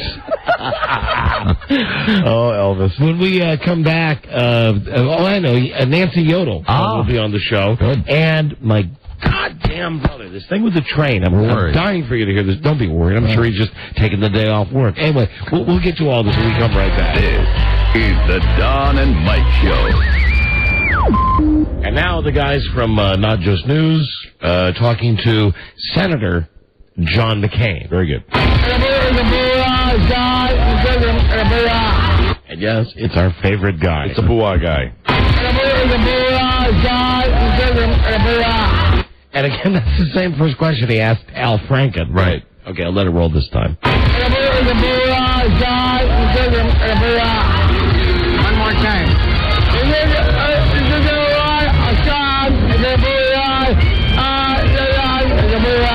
Yes, indeed. You're exactly right. That's what we're going to do. Great to see you.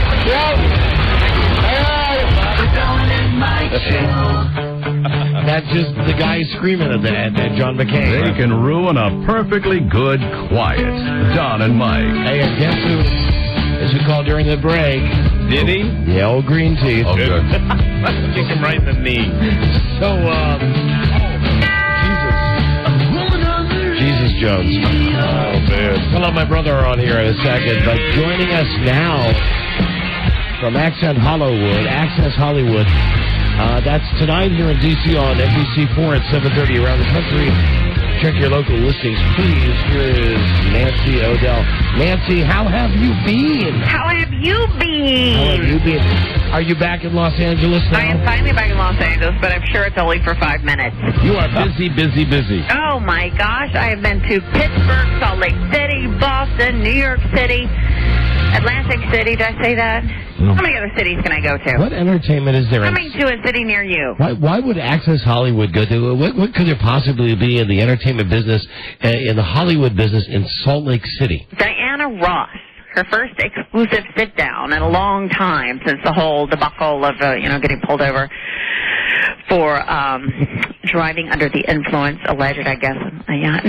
When do you get any downtime? Seriously. Not a lot of downtime. Not, especially lately. It's just been crazy. I mean, we just keep getting these different exclusive interviews at different places, and they just keep flying us all over. And then with the election coverage, even though it was politics, there was a lot of Hollywood involved. They were covering that all over the place. You have energy always. I mean, do you drink? I mean, do you drink copious amounts of coffee?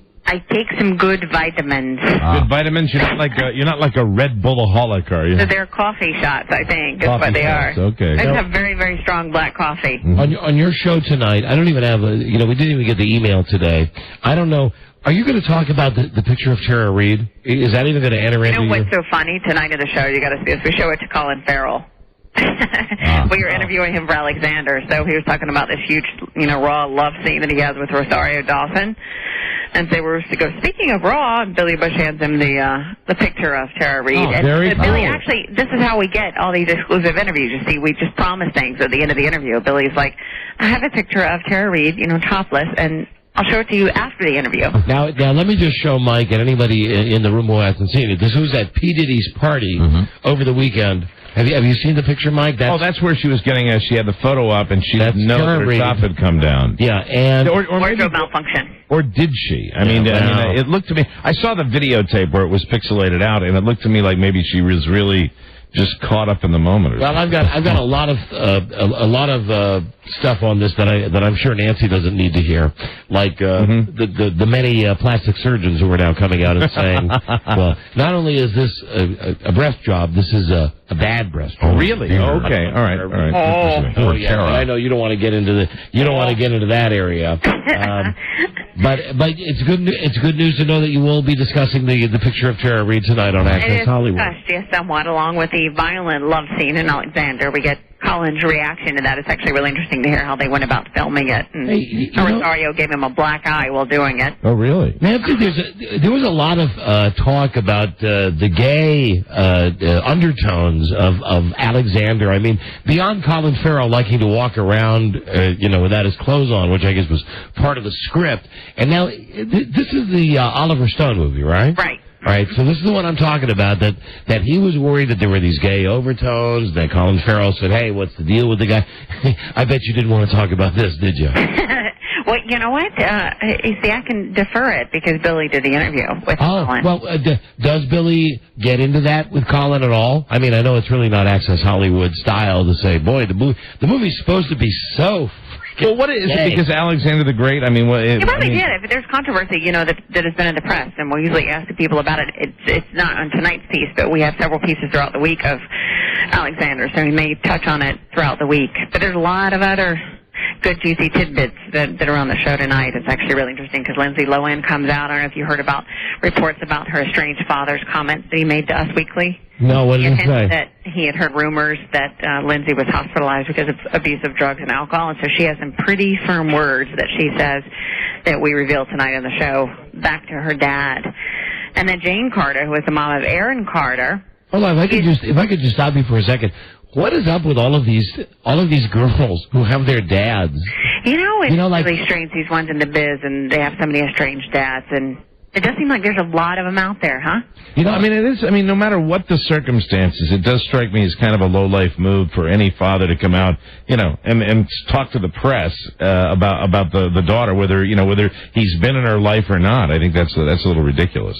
The comment that she makes, which is on tonight's show, is reflective of that. Oh, okay, I look forward to it. It is. I mean, it's good that you pick up on that. It's actually very reflective. So All right, it's interesting what she has to say. Give us one more thing you have tonight on Accent Hollywood. And Accent Hollywood, we also have the mom of Aaron Carter. Jane Carter is on the show, and you go, what are you talking to her about? But actually, it was really interesting. She talks about the time that he spent at Neverland Ranch. Oh. Spent the night one night.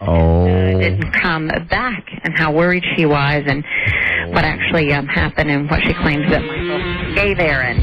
Very interesting. And the claim that his sister makes is unbelievable. Wow. All right, that's worth watching right there. Watch it tonight. Oh, and you guys are into sweeps now, so you're going to have all the worst stuff. I mean, all the best stuff. All the bad stuff, the good stuff. You know what I mean, Anthony? All the really we good have stuff. all the good stuff all the time. I know you do. It's even more so. We have like Billy and my crushes during Sweets Week. Oh. We get to go interview people we had crushes on when we were wee little ones. Oh, really? So we get to see. So you have to go like to Middle America and see some schmuck who. Crushes like celebrity crushes. Celebrity crushes. Oh, like for example, I'll give you one of mine was Rick Springfield. Don't tell anybody. See, I thought you would say see, I thought you'd go like back in your life and find some guy in high school that wanted to date you, and that would be kind of fun, wouldn't it? Like you'd go back to your old hometown and sit at the diner and go, "Hey, schmuck, you don't think you really had a chance with me?" I don't think that would work. No, that would be kind of fun. So Actually, the funnest part is looking at Billy's childhood pictures, I think. Oh, I can imagine. And who is Billy's who is Billy's celebrity crush? Is that what this thing is? He had several. One which was Cheryl Teagues. One was Raquel Welch. All of them will be revealed during our Crush Week. Oh, I could always watch. Even at this stage, I can watch an interview with Raquel Welch any day. She looks great, doesn't she? Mm-hmm. All right. Listen, amazing. Anthony, thank you. We'll talk to you tomorrow. I will look forward to it. Okay, bye, honey. Until then, hope you have been well. We have been well. Bye-bye. Bye-bye. Appreciate the fact you're on a hard line today. I know, it's rare. We do. No, it helps. I have to travel with cell phone. I know, but we like you when it's hard. When it's hard, it's good. I mean, you know what I mean. I will not comment. I know. I didn't mean that. Bye, Nancy. Bye. Come on, I didn't even mean that. For goodness sakes. No, you didn't mean that. You didn't mean it. Bye, honey. Everyone. His sexual fantasies where I believe Cheryl Teague. Now I finally got my TiVo up and running. I could appreciate these interviews a little bit more. Yeah, she's good on that show. Stunning. Yeah. She is. And Billy Bush was Cheryl Teagues? Yeah. Cheryl Teagues, Raquel Welch. And Lee Majors. That was his third. Absolutely. Wow. That was it.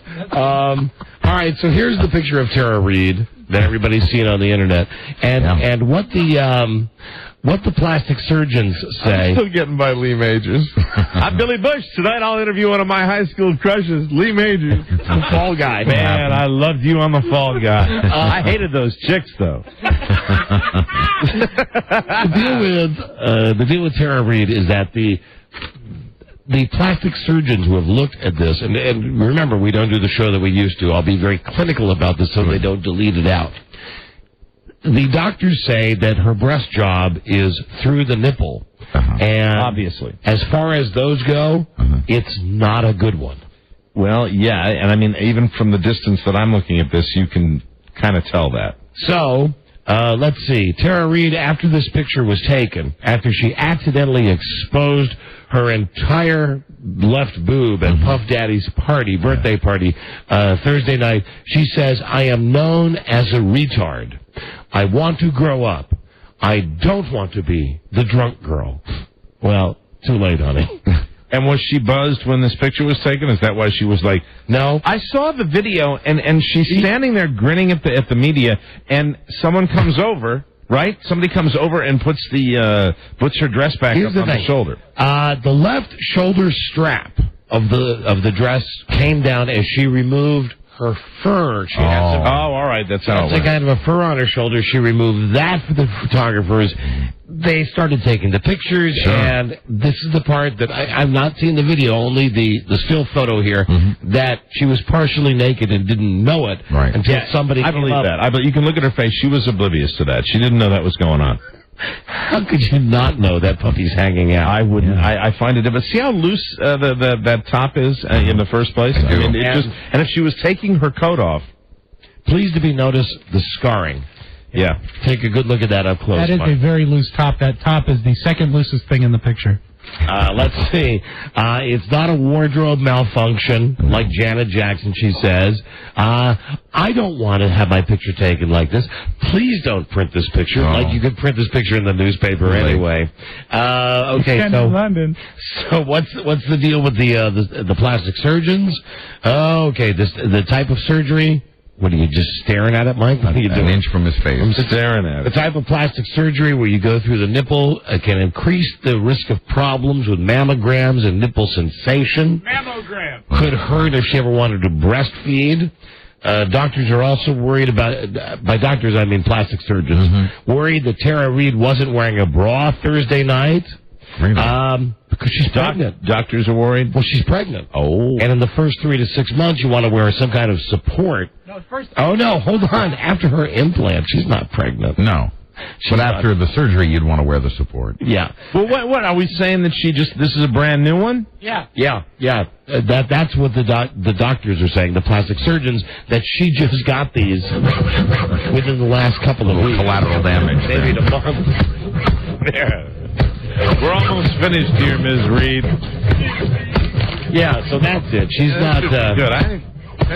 She's not pregnant. They're just saying you want to have support for the first 3 to 6 months with the implants because they tend to settle and you don't want the weight to change too much. No. Yeah, because then you can have all sorts of whatever. Then you look like Courtney Love. Anyway, go on not bad though. Do a Google search. What do you think? I mean, even with I know around here Hold it up again. Scarring, but I mean not really. And I'll tell you, at first glance, some of that will heal. Yeah. First glance not bad. Fantastic, but then like dog toy territory. Yeah. Some of that will heal, but yeah. You know that thing you give your dog and you play the pulling game? Yeah, the dog goes. They love that. Dogs love that. Not that I was really researching the story today, but there is a website where they have super high-res photos. And it tends to look a little bit like a Frankenstein. Do you happen to remember what the site is? I believe it might be that'sjustnotright.com. Rob Spiewak. I believe it might be. What do you Thank you. I would imagine most of those little searches happen at the officio, huh? No, what is it about? In Mine Home. Oh, in Mine Home? Oh, yeah, good. But always with the cursor on the X. About Sean Combs. Just in case. This is where they had the party for That's just not right.com. for his birthday, and where Tara Reid's breast accidentally, I'm saying, popped out. It was Sean Combs, Puff Daddy's 35th birthday. Threw the party himself. Everybody was there, even Carson Daly. Now, as you walked up to the Cipriani restaurant in New York, here's what Puff Daddy had. He had a dozen guys out there playing the violin as you're walking in. There were giant photos and home movies of P. Diddy's life from boyhood to today that played on the walls as you walked into the restaurant. Wonderful. Then also flashed on the walls very big the proclamation that no longer would he be P. Daddy, P. Diddy, Puff Daddy. Now he's King Diddy. Diddy. He also had, now figure out for yourself what they're doing here, for all of the guests to relax in. He's King Diddy now? Yes, at his birthday party. What?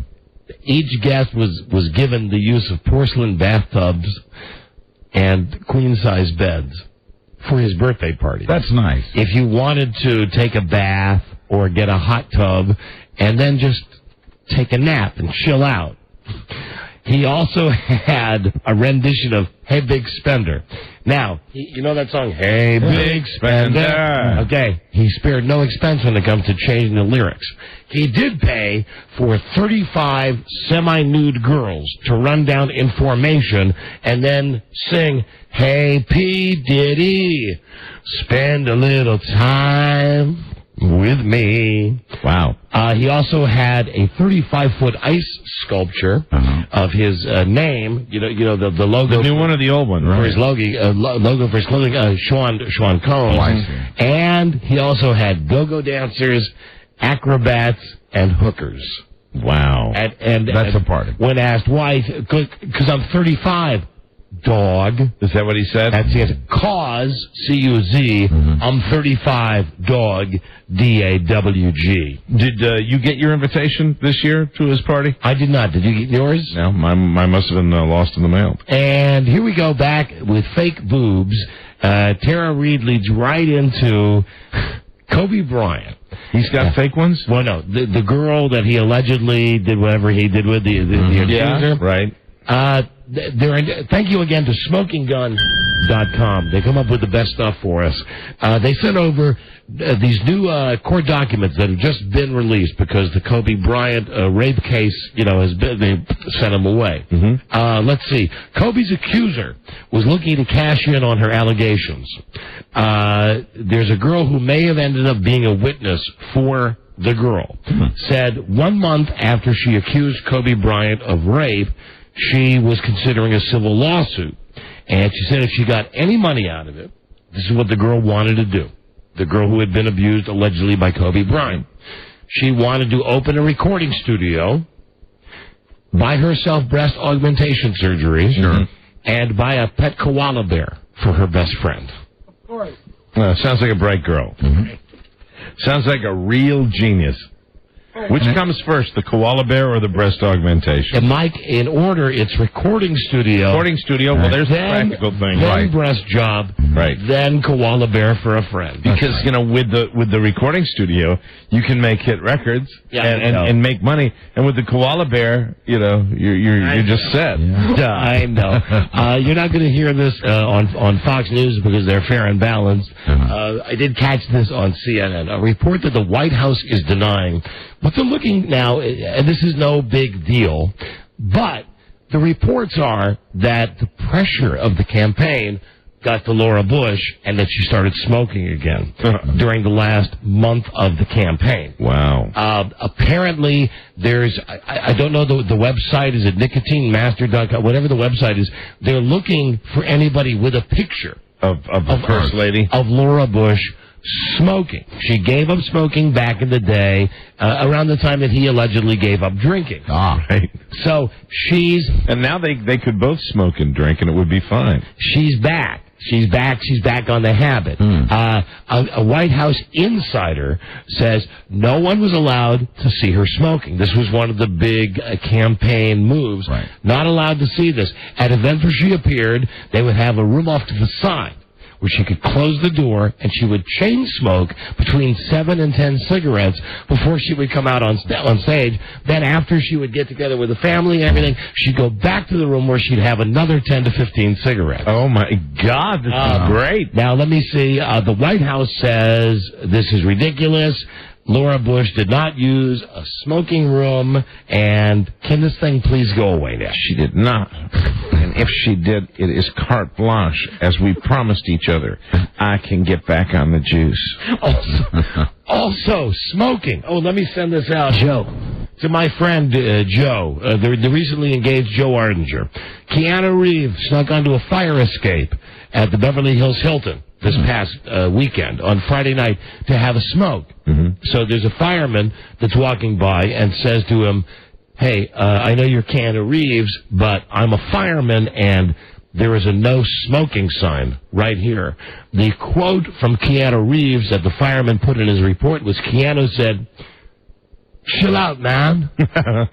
It's just weed. Wanna get high? Joe. My man. Son, it's just weed.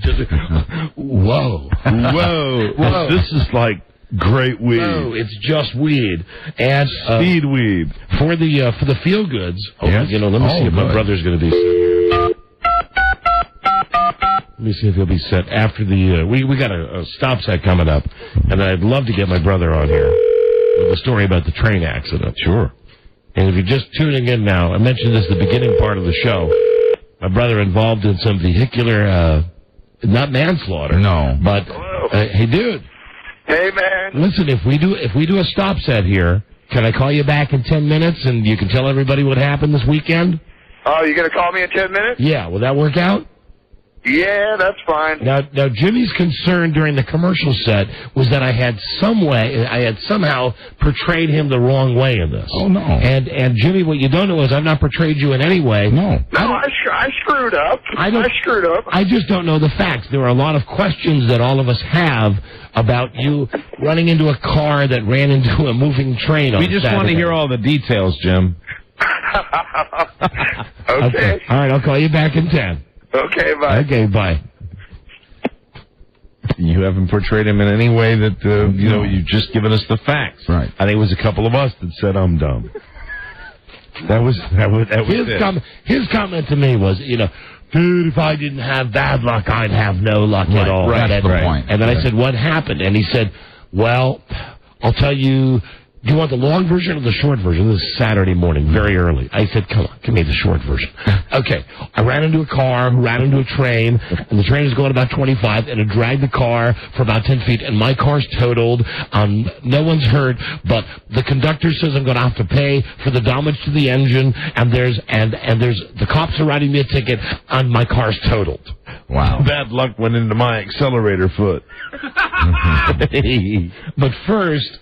But first is a feel good. Okay. Actually, two feel goods. Oh. Two feel goods. Even better. One is really a real absolute feel good. Mm-hmm. The other one, you make the call thing, like the IBM thing. Motel manager. This is from Bellington, Florida. He's got a bus of Special Olympics athletes down at his motel, and he held them at gunpoint. Because he was upset. The motel manager did? Yes, because he was upset that their small bus should not be parked in front of the hotel, as to indicate the fact that they had people who would need a small bus staying at the hotel. So that's why he brandished the gun? I didn't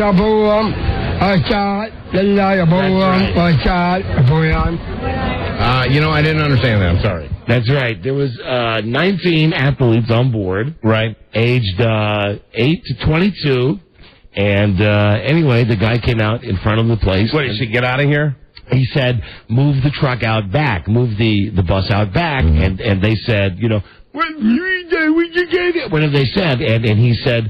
that I don't want people coming up to the hotel and seeing your bus. And then he went and did what everybody in Florida did. He got his gun. He probably wasn't voting, but he was polishing his gun. And anyway, he decided after 3 hours that he would let the kids go. 3 hours worth. 3 hours. Oh, I know that guy from Meet the Press. I think I'm going to go...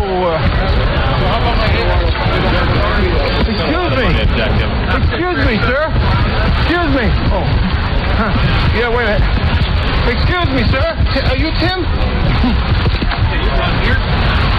Tim Russer. Excuse me. Are you Tim from Meet the Press? Oh, yes, sir. Yeah. Hi, nice to see you. I'm Ronnie. I seen Meet the Press a couple of times. You ever see Face the Nation? Bob Schieffer's right here. Oh, Bob Schieffer from CBS. Much better. Hi, Bob. Nice to see you. Nice to see you. Greg. I seen you on CBS. Let me go on air in 1 minute. Oh, we got to go on. That's Meet the Press and Face the Nation blowing the guy off in a mere 5 seconds. But at least they didn't hold him at gunpoint. No, that's nice of them. Oh, and Robbie, I need the do, because this one is too good. The feel good? Yeah. All right. So this is from Japan. Yeah, but Rob, never forget. 38-year-old woman. She's in an eating competition. It's the Japanese equivalent of our Nathan's hot dog eating contest. Okay, right. Or maybe, there's that real skinny girl from the D.C. Metro who enters all of these eating contests, and she wins all of them. This is a new big thing over in Japan as well. Let me see. It's a noodle and bread eating contest sponsored by a local Italian restaurant in Japan. A housewife was eating bread when she suddenly had trouble breathing and fell unconscious. She was taken to the hospital. She had choked on the bread. Anyway, she bought the farm. Yeah, so she's in this bread and pasta eating contest, right? And she was eating so much that it got stuck in her throat, and bread clogged the airway. She choked and she died. Said it before, stay away from the carbs. So anyway, there you go. That's That's all I got for you today. There it is, ladies How and gentlemen. great is that, though? That's a headline that just says, feel good. Yeah. Woman chokes in bread eating contest. Chokes to death. Yeah, well, maybe she picked the wrong contest. That's better than man accused of holding athletes on bus at gunpoint. Yes. Because doesn't even say that they're tards. It, depends on your perspective. And did we get to the stuff about the rats? I guess that'll have to wait for tomorrow. Rats. Rats, too many. And, we've not yet talked about, God, so many things today.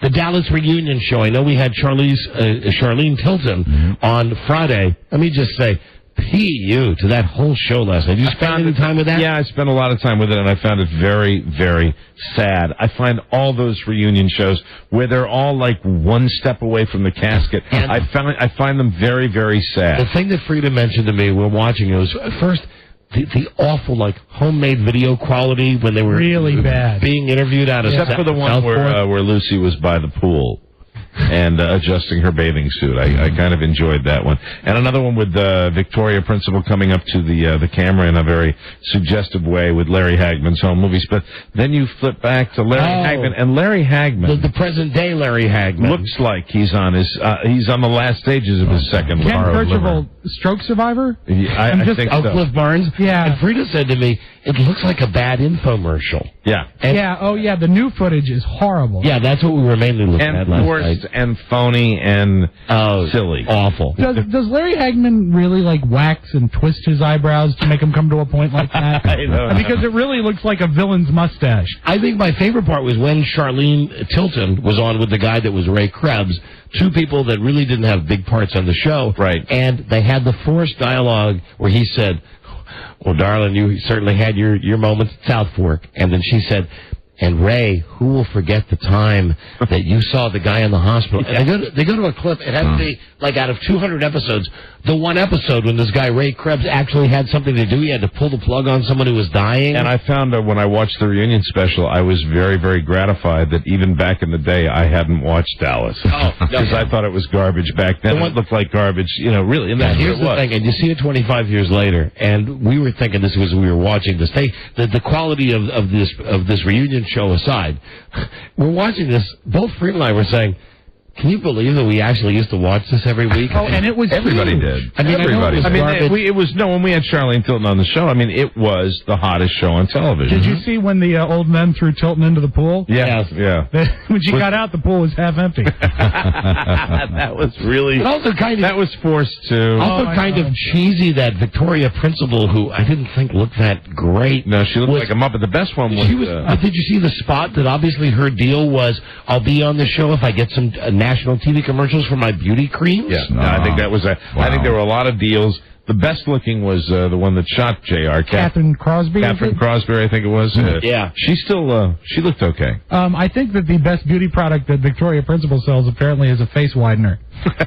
It really looks like it's helium for the face. I did love that scene, though, where JR takes Sue Ellen to the sanitarium. That was fun. Yeah, that was fun. And that's one that I remembered from back in the day. It's for young get. You just take care now. It's going to do all right. Joe, hello, Joe. Don and Mike show. Hey, guys. I just wanted to let you know that I saw that Cliff Barnes actually passed away recently. I'm not sure if it was today or yesterday. So really? That was Howard Keel. Howard Keel, but you're very close. Okay. That was Howard Keel. As Rob said, Keel is now a verb. You are disqualified. We got a break here. Real quick, am I the only one who watched My Big Fat Obnoxious Boss? Yes. I feel so left out, even when I'm a part of it. Did anybody else watch Letterman on Regis today? I did. Let's not discuss that. That was awkward beyond belief. And now I believe for the next, 5 years, Regis will be the trained monkey that will be on the Letterman show. And listen, I like David Letterman. I think his show is great. But for God's sakes, if you're going to be on TV at 9 o'clock in the morning when you don't have a desk in front of you, I mean, seriously, go down to JCPenney, to the Husky department, to the boys department. Get the guy to say, here's the deal. If you're going to wear a sweatshirt, that's fine because you're going to look kind of laid back. And if you want to wear your black corduroy pants, maybe that's even okay.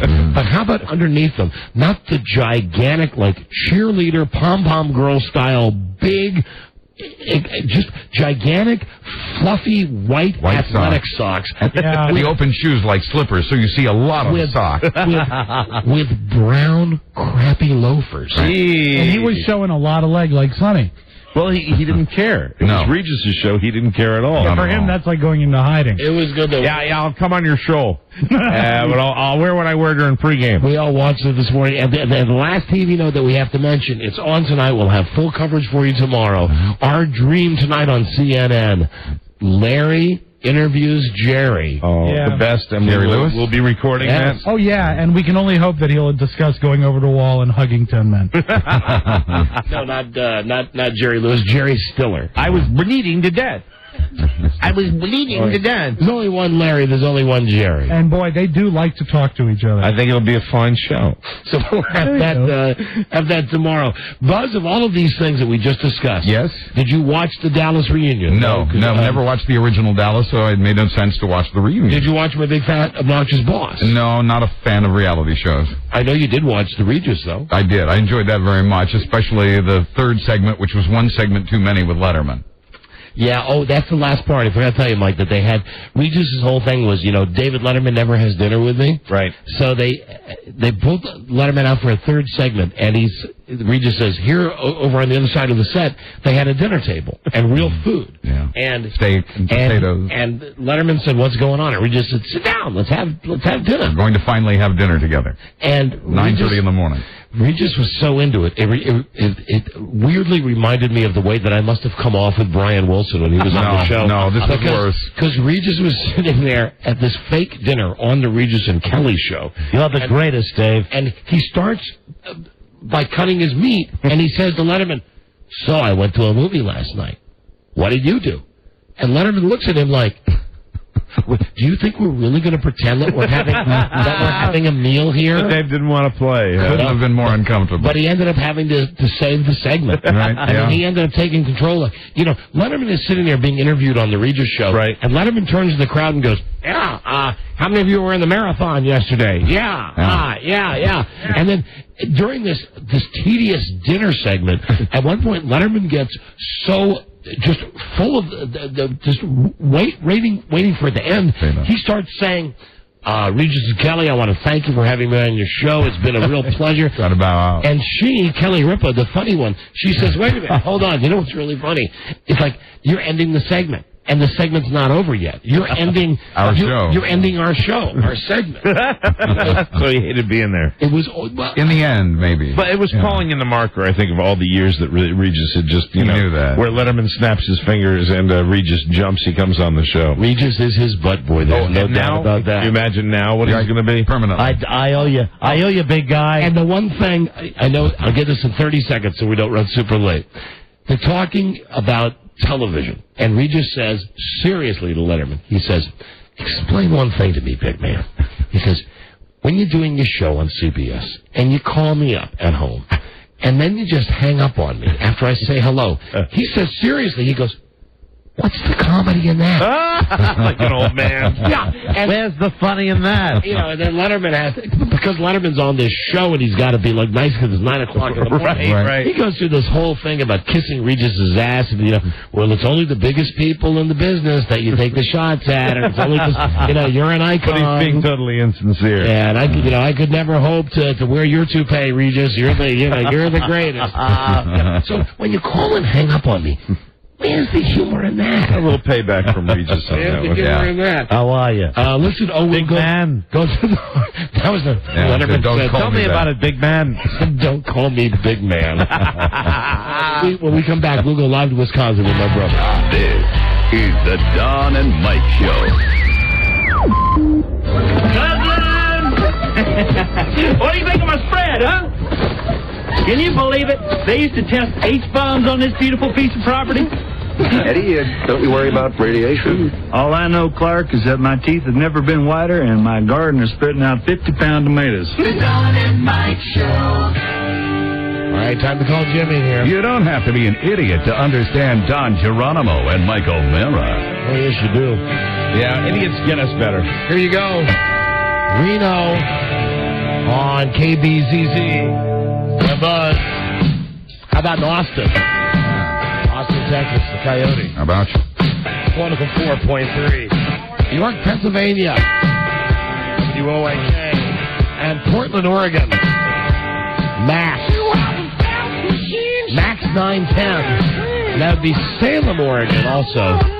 KSLM. And I haven't even mentioned about Buzz. I'm waiting for Buzz. When's Buzz going to bring out the reptiles? Oh, no. I think that's his Fidel Castro. Do you think it's Castro? Is it more Jack Hanna or Fidel Castro? I think it's Jack Hanna. Right. I think, simply you are technically older than Fidel Castro, but I think Jack Hanna is what I was going for. And my first thought was Sergeant Carter.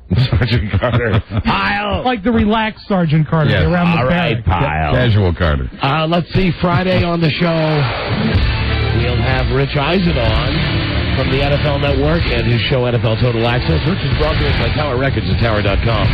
No one has a bigger selection of the music and movies you love. We'll have our NFL fantasy recap on tomorrow's episode. And real quick football question before we call your brother. I was watching, is it T.O., I think, talking to Donovan. What was he yelling at Donovan McNabb about yesterday? Do you remember that? Yeah, of course. He was yelling at him because they weren't winning the game. That was basically it when they were getting creamed by Pittsburgh. Yeah. That's right. All right. It was just fun. I saw that without any analysis and without it. It was just man, he's a team guy, isn't he, T.O.? Well, Mike, so am I. So are you sometimes. I mean, are you saying hyper-competitive, hate to lose? Well, yeah, and also just kind of, listen, I like T.O. You do? Yeah, I do. And I like the fact, here's why. I think he has the potential to be Dennis Rodman. I think he's really starting to believe all the hype. But enough about. Let me ask you, Jimmy, what are your thoughts on Terrell Owens? On who? T.O. of the Philadelphia Eagles. Oh, I don't know. Thank you. Here is my real life brother Jim. Yeah. From the heartland in Wisconsin. Visibly shaken, Jim. Yes, Mr. O'Mara. I like that message you left me. That was fun. Now, this is the truth. That was mean. I get the call. No, I'm just having fun, Jimmy. I get the call on Saturday with Jimmy's latest problem, his latest woe. He starts out by saying, if I didn't have bad luck, I'd have no luck at all. Of course. No, we started it out. I said, how you doing, man?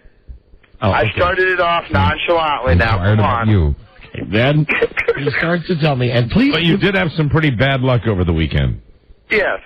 My brother ran into a minivan, which was at a railroad crossing. Car the idiot.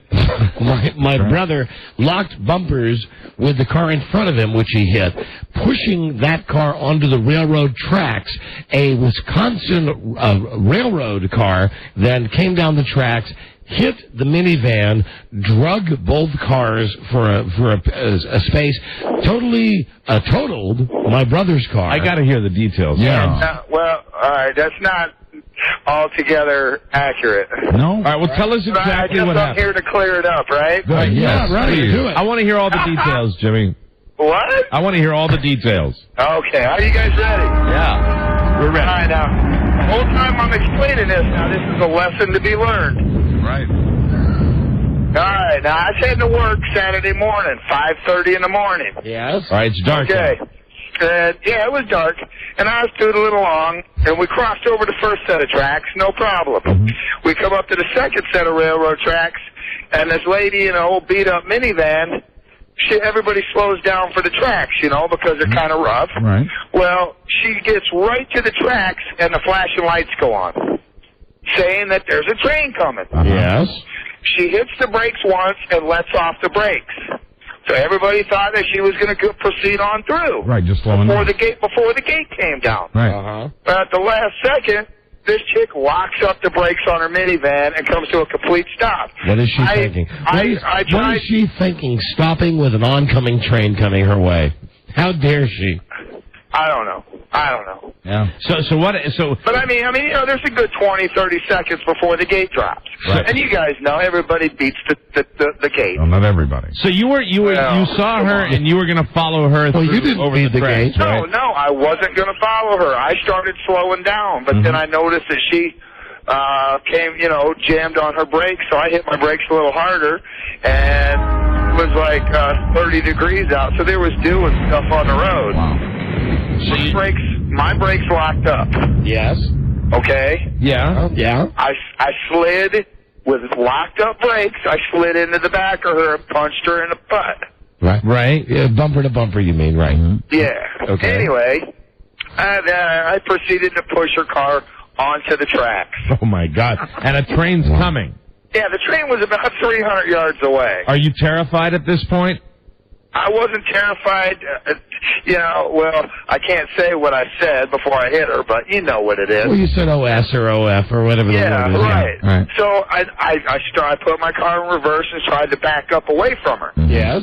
And I noticed that my bumpers were locked. So I said, well, the hell with this. I better try and, I punched it in reverse to try and pull her back, too. Right. But the bumpers came unhooked, so I backed my car up. Now, at this point, this lady... Oh, so you got your car out of the way. Now, at this point, this lady is just right in the area where the train's going to come. And is the lady going nuts? Not really. She got out of her car, and she's standing right next to the door, and this Spanish descent male was standing by the passenger door. And I'm watching the train come closer and closer, and just the nose of her minivan was over the tracks, And I'm thinking, oh, my God. Next thing I know, the train hits her. Now, are you still in your car? I'm still in my car, So looking at the whole thing. You're still in your car. The woman in front of you who's out exposed onto the train track, she's jumped out of her car, but you stay in yours. So when you're in your car and the train hits the minivan and starts to pull the minivan along, do you get pulled along as well? No, I backed up by 5-10 feet away from her car. So you broke free of her car when you punched it in reverse. These two get out of the car, and they're standing next to the minivan. Did they jump out of the way when they realized the train was coming? No! They stood right next to the passenger door and the driver's door. Well, what the hell happened to them when the train hit? Well, the train clipped the front of their van and moved it about 15 feet, and as soon as the train smacks into the van, then they scatter. Then they ran out of the way. Right. And did they direct any of their ire towards you? Were they upset with you? No. The lady comes back to my car, and I'm just opening my door to get out because my door was jammed. Yeah. And she's just there, and she's got her arms in the air. She goes, oh, I didn't know what to do. Yeah, obviously. And I said, well, obviously you made the wrong choice. You should have kept going. Well, now, Jimmy, as I tried to lecture you the other day, and God knows I've learned this lesson myself, no matter what the situation, the person in front of you stops. Right. You're guilty. I know I'm guilty. I got a $180 ticket out of it. And how badly was her van damaged? Oh, God. Before or after the train hit it? Before, well, the whole total accident. Well, okay. Well, there's two parts to it, though. Okay. Before the train hit it, all she would have probably had to do was replace some taillights. Really? Okay. Really. And what about after the train hit it? After the train hit her, there's no more minivan. It just got completely crushed? The whole front end just about got ripped off. All right, so now, please to be telling us what the train conductor said to you. Oh, he stopped the train. He had to walk about half a mile back. But I asked him, I said, hey, man, I'm sorry about this. Sorry I'm holding you up. And he says, don't worry about it. And I says, man, how many times do you hit a car? And he says, hey, a lot more times than you would think. Yeah. Really? Now, tell everybody, what did he say about it? Wasn't he mad that you had bent something like a step on the back of his... No, this guy wasn't mad at all. It was real laid back, and he just told me and the cop, he says, well, I got minor damage to the steps on my engine. Right. So now we're going to be waiting for a bill from the train company and probably detention time.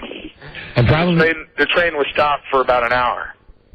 Oh, it was a big, long coal train. It had coal that was going to deliver their power plant. They want to charge you for the delay. Right, they want to charge Jimmy for the time that the train was stopped. So Can they do that? Yeah, they do it all the time, the guy said. Do they charge people for not getting their load delivered on time? Right. Just say there's an accident and the train has to stop, before they hit the car, and the train's held up for an hour while they clear an accident. who's ever at fault, they get a bill for detention time. I've read about a couple of cases of this, though, lately, where the guy who was in that situation, who found himself faced with a bill for causing a railroad delay, got out of it, didn't have to pay it after all. How much are the bills? I would imagine they're pretty significant. The coal? I don't know what the coal is worth. How did he get out of it? Let me know. I will. I'll find those stories for you, Jimmy. But Jimmy, email it to me. The good news is that you're okay. Yeah, I'm fine. My pride's hurt. Well, you could have been dead cat. Yeah, but you could have been what? I got a dead cat. His Jaguar. His Jaguar. But I was showing Mike the pictures you sent me on the AOL, where you've got my brother sent me a picture of the wrecked car. Yeah, that doesn't look totaled to me, Jimmy. Well, we got it towed home and stuff, and where it's parked, where I took the pictures, I got in it, hooked the battery up, it started right up. Oh, so it isn't totaled at all. It drove, yeah, but I mean, the frame is probably damaged. Right. One of the gas tanks is leaking a little bit now. All the crap out in front of the motor, like the radiator, the sensors, and all, they're all damaged. And I mean, probably not worth it. For Blue Book value, what the car's worth is totaled. Yeah. It cost me probably $8,000 to get it fixed. Yeah. Okay. Right. So so if anybody needs any Jaguar parts, get a hold of me. You need to go on Oprah. All the Jaguar fans out there. It's going to be going up on eBay. I'm going to part it out on eBay. You're too funny. You slay me with this stuff. I'm not funny, but hey. Well, you are. You slay me with this thing. You're the only guy I know that can run into a train, have it be your fault. Somehow, when you're telling it, it's not really your fault. The car's not really totaled, and you're laughing about it. I'm not laughing about it, man. I was about ready to cry Saturday morning. Yeah, I bet you were. I bet you were. My pride hurt. A lot of paperwork when you hit a train. No, And the people in the minivan were cool to you? Oh yeah, they weren't mad or nothing. Jimmy, did you say they had some taillights out? Yeah, I knocked both their taillights out. That could work in your favor as well if you want to challenge that ticket. Now, that's what I told Marnie. I says, man, I should have told him I didn't see any taillights. But didn't you break the taillight? Turn the car on and try it, Yeah, he broke the taillights. Oh, okay. All right, well, anyway, listen, you're safe, and that's the story that my brother hit a train this weekend. And the moral of the story is, if you see those little bars come down, stop. Or go. The bar didn't actually come down. We were like maybe 20 feet from the tracks, or not 20 yards from the tracks when the lights started blinking. The guy from Spain didn't get hit by the train. The guy of Spanish descent. Right. No, he didn't get hit by the train. And here's a question for you that's unrelated to any of this. I'm just curious in all of this. And without getting into specific amounts, because I said to my brother, how can I help? You need a car to get to work. What do you need? So we got some dough out there. My question is, after you paid the ticket and after you bought the car, how much of my money were you able to pocket? How much? None. How much? I didn't even pay the ticket yet. No. So you've made no money on this accident yet? No. Can we hear about the new ride? Oh, no, I showed the guys the picture. Let's talk about this. It's a 95 Chrysler New Yorker LHS. And you like it? It's got new Goodyear Eagles all the way around. Good. It's a pretty nice car. I think it's more you, Jimmy, really, than the Jaguar was. Well, the Jaguar, man, I always used to get compliments, Chicks would wave at me. Well, you're married now. You're married with kids. Now I'm driving a family car. That's right. A family truckster. This is what I love about him. He's complaining about this now. Never mind. We'll trade at some point. Never mind. Ass. I like the luxury family car. If you get tired of it, just hang out near the train tracks. And my only point is, be glad you got a car. Yeah. I mean, be glad you got a car. I am glad. Okay, and be glad you're alive. Be glad you're alive. You dummy. You damn dummy. You ran into a moving train. You crashed the car. You're lucky to be alive. I guess. You're so not shaken. Do you have a lot of brushes with death? I guess so. He probably took it from them 20 years ago. What, Jimmy? What? What did you just say? I said I should have been dead 20 years ago. Just make sure that the Chrysler LHS stands for Let's Handle Safely. Yes. Okay. Well, yes, I've reduced my speed considerably. Very good. Thank you for sharing that with all of us again. Glad you're okay. There he goes. Oh, you cracked me up. All right, I'm dumb. I'll talk to you later.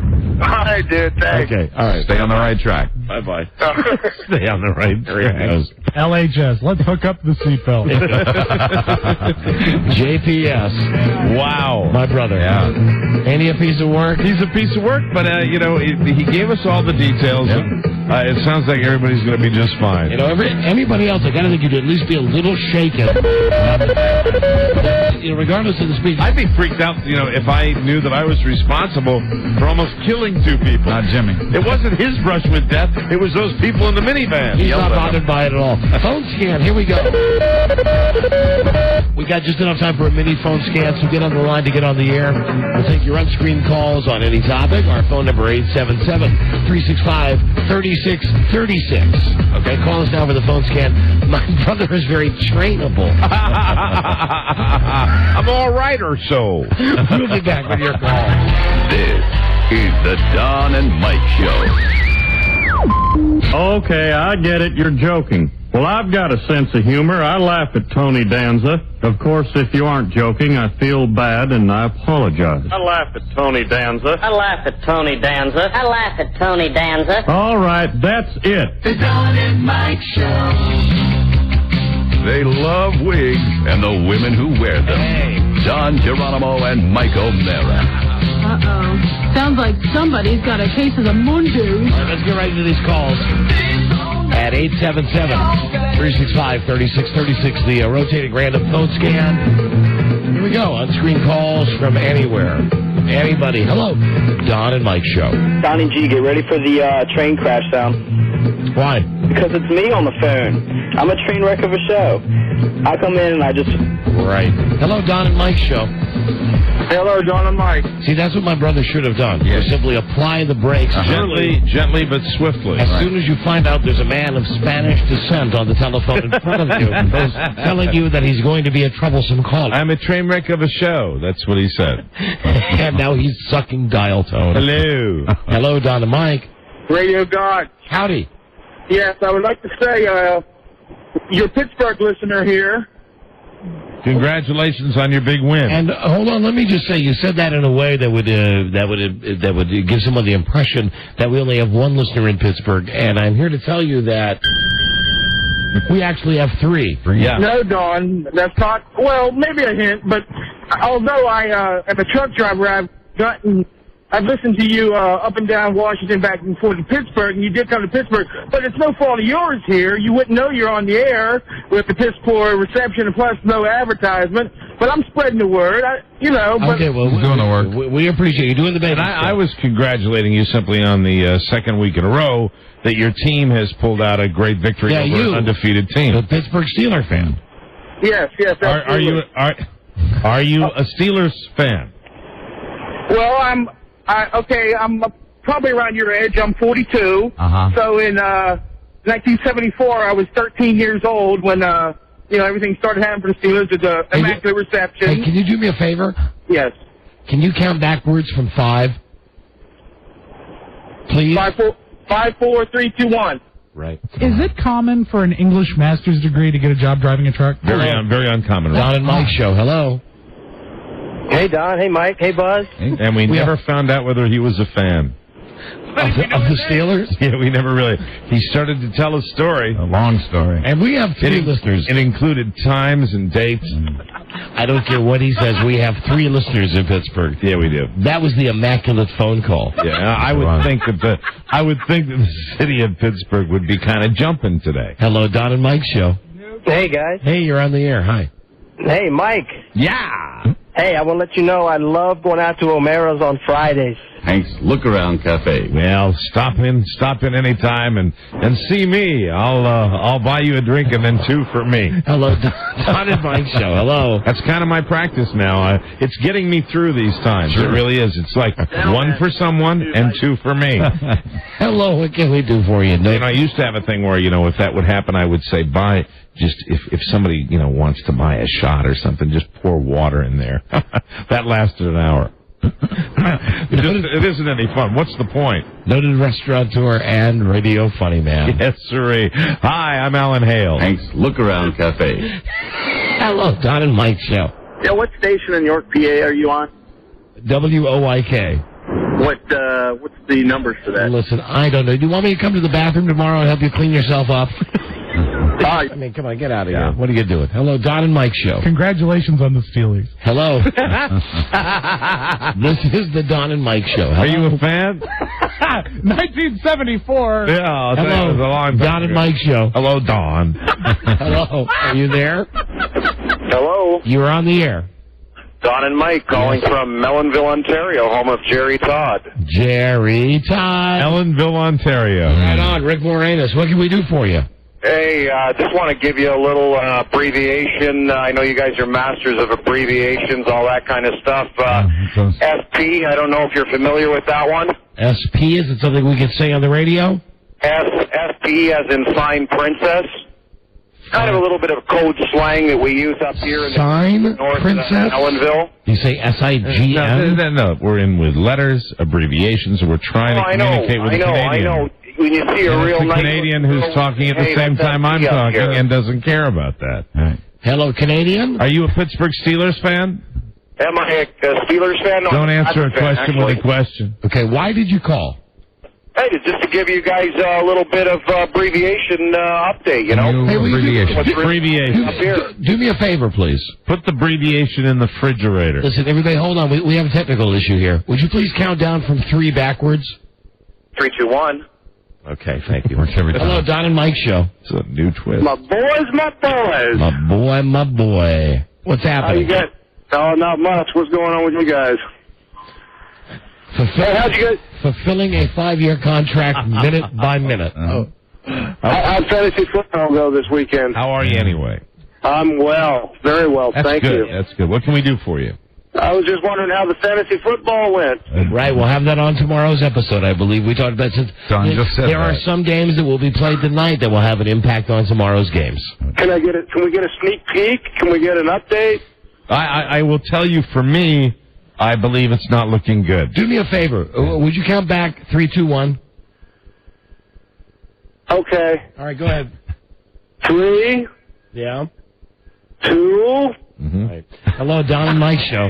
He was a smart guy because he knew what was coming. Yeah. He was trying to outsmart you. Yeah. Didn't work. I outsmarted him. I hung up on him on 2. You did there, boy. Yeah, with my Mensa pencil. Yeah, boy. Hello, Don and Mike Show. You're as swift as Jonathan. Hello. Hey, Don and Mike. Yes, we are. Hi there. Hi. You guys are awesome. Thank you. Thank you for listening. I've been listening to you guys for a long time. It's the first time I've gotten through. God bless. Much appreciated. What can we do for you? I just wanted to tell you guys that you make my rush hour trip so enjoyable. And thank you. And you make me feel like a natural woman. You make me feel like dancing. Anybody? You make me feel like dancing every time I'm You are so beautiful to me. You make me feel brand new. You guys are awesome. You got what I need. Oh, baby, you. Okay, that's the winner. Thank you. Oh, I won that one. I never win those. You're the winner on Bismarck. I never win those. No, it's good. You. Hello, Don and Mike Show. Hello. Hello, Don and Mike. How you doing? We're doing great, thanks. Hey, good, great. Hey, Mr. Don, how you doing? I'm doing very well. What else? What else can we do? We've been fine. Get off the phone. Mr. Don. Hello. Don and Mike Show. Hello. Oh, good afternoon. Hi there. Yes, I was wondering, this is Sergeant Peters from Chicago Police. Get out of here. Hello. Peterson. Don and Mike Show. This is Michael Hughes. This is Michael Hughes. Make sure to have Sloan out in front of the school. Hello, Don and Mike Well, Show. we've had a bit of bad luck. Actually, Hughes is actually Rooney. Yeah. Right? Yeah. So it would be... You just produce a corpse and we'll be fine. Hello. That'll be Bobby Bacala. Yes, hello. Don and Mike. Yes, we are. Hi there. Hi. I just wanted to call and tell Mike that O'Mara's was much better than the place that it used to be. Hank's Okay, Look Around I Cafe. want to issue a warning here. Now, I get an occasional free plug from my partner, and if people start calling on a regular basis, I'm not going to get those anymore, and I have to tell you, I rely on those. That's why I'm having a big sign that says Look Around Cafe. Hello. Don and Mike Show. Made out of neon. Hello. Yes, Don and Mike. See, I'm in a no-win there. I know you don't like the gratuitous, but I will be contributing to the welfare of this radio station I know. soon. You traded out the Christmas party. Yeah, there. I will. Very Absolutely. Nice. So you soon be hearing real commercials from Mike's restaurant that he actually pays for. Yeah, and technically, well, like any other business would, I mean, it's still not, roundabout way. not like I'm going to the wall. Hello. Some barter involved. Right. Hello there. Don and Mike. Some barter may be expected. Hello, what can we do for you? How have you been? Okay. Come on, what do you want? Hey, Mike, is the Red Sox honeymoon over yet? I haven't even, I was saying to somebody the other night, I have not even really digested. You know what I did Saturday morning? I've replayed the entire 19-8 Game 3, where the Yankees... Were they lost? Yes. Why would you do that? Because it was fun. Because nobody at that moment knew what was happening, and especially when Joe Buck says, and right now, in order for the Red Sox to do anything, they would have to have one of the greatest comebacks in franchise history. And I just sat there in my underwear on the couch and went, Hello there. Don and Mike swear Show. to God, I did that. Hello. Phone's coming. Yes, hello. Oh, come on, please. Hey, and did Fox go nuts with the crowd shots in that 19-8 game, showing the people, the devastated Red Sox fans? It was amazing. I think it's and because when I TiVoed the games, that's one of the games I TiVoed. I didn't TiVo either Game 7 of the Yankees series or the 4th game of the World Series. I just have these middle games because I was so. Do you think anybody remembers what you're talking about right now? What's that? Like about how the Fox had shots of people in whatever game it was? Of course. It was the highest rated playoff game in baseball history. A lot higher than the NFL. We have a short attention span. Right. And not a lot higher than the NFL. Sure it was. It was not. It was too. It blew the doors off. A lot higher than what? Than the regular season NFL game? It was the highest than rated. Whatever the crappy Monday night game was. It was not the highest rated game of all time. America is falling in love with baseball again. It's fantastic. Listen, I'm glad for you. I'm happy for you with the Red Sox. But it's the truth. I'm telling the truth. I mean, that is that whole thing really re-energized baseball as much as you might not like that. I feel it wherever I go now. I'm feeling the baseball fever. But people got into it because 2 years in a row you had probably one of the greatest series of playoff games. It wasn't the highest rated game of all time. It was one. The ratings were very, very high. It was the highest rated game since 1991. Okay, all right. It's great though. I mean, baseball's back. I really feel like that. Okay. I'm happy for you. No, you're not.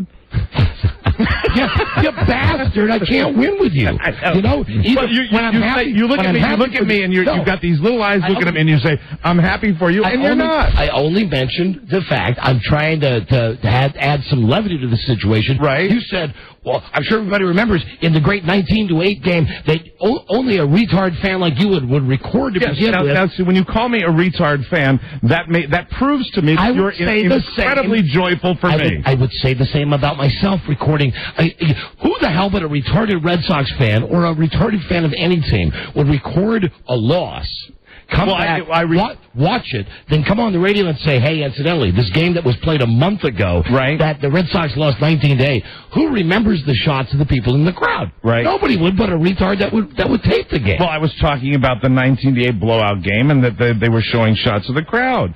And a lot of people watched that baseball game. A lot of people watched that whole series. I only got my ire up because you said it was better than the NFL. I know.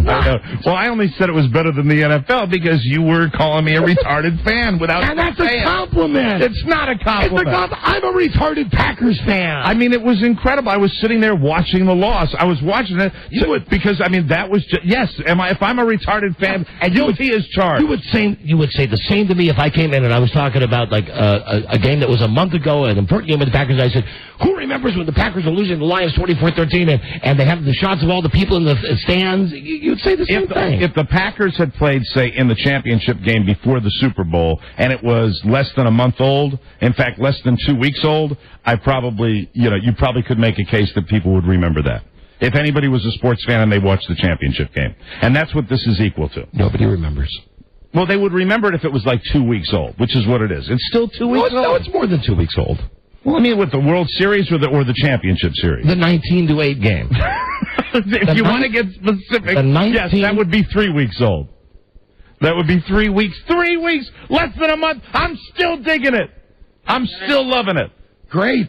More power to you. Absolutely. More power to you. Just not better than the National Football League. Reverse the curse, baby. Mm-hmm. You did so on behalf of all sports fans. Shut up. I'm not going to shut up. It was 86 years. I'm not going to shut up. God, where was this the day that they won? The day I gave you the whole first hour of the show. I did, and I took the first hour. But I want more. No, but you didn't do it like this, though. Well, what do you mean? Well, it's because you're putting me down. I'm not putting you down. You're calling me a retard. I'm not your retard. I am not. I'm into it. Don't you know that's not going to be over? I can't fake that. I can't come in here and go, yeah, you're right. I know. And listen. And sometimes, once in a while, even though everybody can't relate to it, I can still talk I understand. And listen. And I thought that would be a funny little relatable that I was so into it that I was actually watching a loss to look at the sad faces. That's what I did. That's kind of weird. Mike? Yes. I agree. It's funny. I'm talking to you now this way that you talk to someone who you have to talk to this way. You mean you're talking me back off the ledge right now? I agree. It's funny that you would watch a game 3 weeks old in your underwear. That's funny. You know, you should know this. What? What? Game 7 of that Yankees series, you know. Seriously, I mean, it could have been the Obit show, okay? It seriously could have been. Come on, get out of here. Yeah, you okay? Get out of here. Get out of here. Make all the jokes you want. You have been Make all the jokes you want. You would have had a fantastic tribute to me. You would have been happier if they would have lost. You'd be able to perpetuate the misery. And they can't take that away from me. No, they never can. God. Retard. I mean that in the best possible way. I am still into it. The answer to that caller's question is I haven't really celebrated it. It's an ongoing thing. If you looked at me through my day, you'd be funny. I have the screensaver now that's on there. I watched the still this morning at the computer. I watched the still photos of the fourth game of the World Series, the celebrations and stuff like that. Okay. I'm still into it. Okay, I'm glad you are. I know you said maybe now you'll shut up about it, but I can't. Hello? Because Dynamite. Hello? And we're going to go for next year. Oh, God. Dynamite. Listen, yes, what? Hey, I am so glad you guys are still on. I came back after 8 years leaving Sacramento area, and I came back and you guys are on. Unbelievable. Hey, what was the name of that guy that used to call Buzz and start crying? I don't even know. Listen, you won a prize. Let me ask you a question. Congratulations on your return to Sacramento. Thanks. Listen, you are the last person on the phone, Scan. Right on. Let me ask you a question. Yeah. What moment do you remember most about the 19-8 Red Sox loss to the Yankees? Was that when Pedro and Ramon were shaking heads in the dugout? Yeah, that's a good... No, you're not going to be able to fool me with that. He's right. Pedro pitched in that game. Technically, he knew what you were talking about, Tom. I win. He did. I win. Bingo. Bingo. Yeah, okay. Bingo. Yeah, it was something, wasn't it? Yep. Yeah, because baseball's red. I remember it like it was yesterday. God bless those Red Sox. Yeah, thank you, sir. That's right. Listen, ass, you won the Lord of the Rings box set on DVD. Right on. Cool. Catch part 2 of the broadcast premiere, the first of the trilogy. That's tonight on the WB. Sweet. Thank you. Hold on. Sure, thanks. Right, ass. And I won't even mention the fact that on the starting lineup, I don't believe any Red Sox named Ramon. Thank you. In a world where owning a radio was strictly forbidden, sure about that? One man found a way to Excuse me, they're all named Ramon on the Red Sox. Right, when you said you're sure about that, I'm not. Buzz? Yes. Buzz. You are such a retard with your news. Yes, I am. You really I'm proud are. of it. What is your lead story tonight in the news and comments, Buzz? Today, the U.S. goes to war in Iraq. Again. Yeah. All right, everybody, here we go. Stay tuned for news and comments coming up on the Don and Mike Show. Don and Mike Show. That was very... Bandable. This is the Don and Mike Show. What's the word from Planet Crackpot? The Don and Mike Show. What's the word from Planet Crackpot? I got you. Here with a lovely radio bouquet for ye. Hi. Don and Mike. Yeah, let's go to a Buzz now with news. Buzz brought to us tonight by Smoke Break. This is good smoke. Smoke to break the nasty habit of gaining weight. Smoke Break. Revolutionary tablet. Get it now. Retailers Stephen Wonder. Right. Little Stephen Wonder. You Wild Wild West. Oh, I hate it when you do that.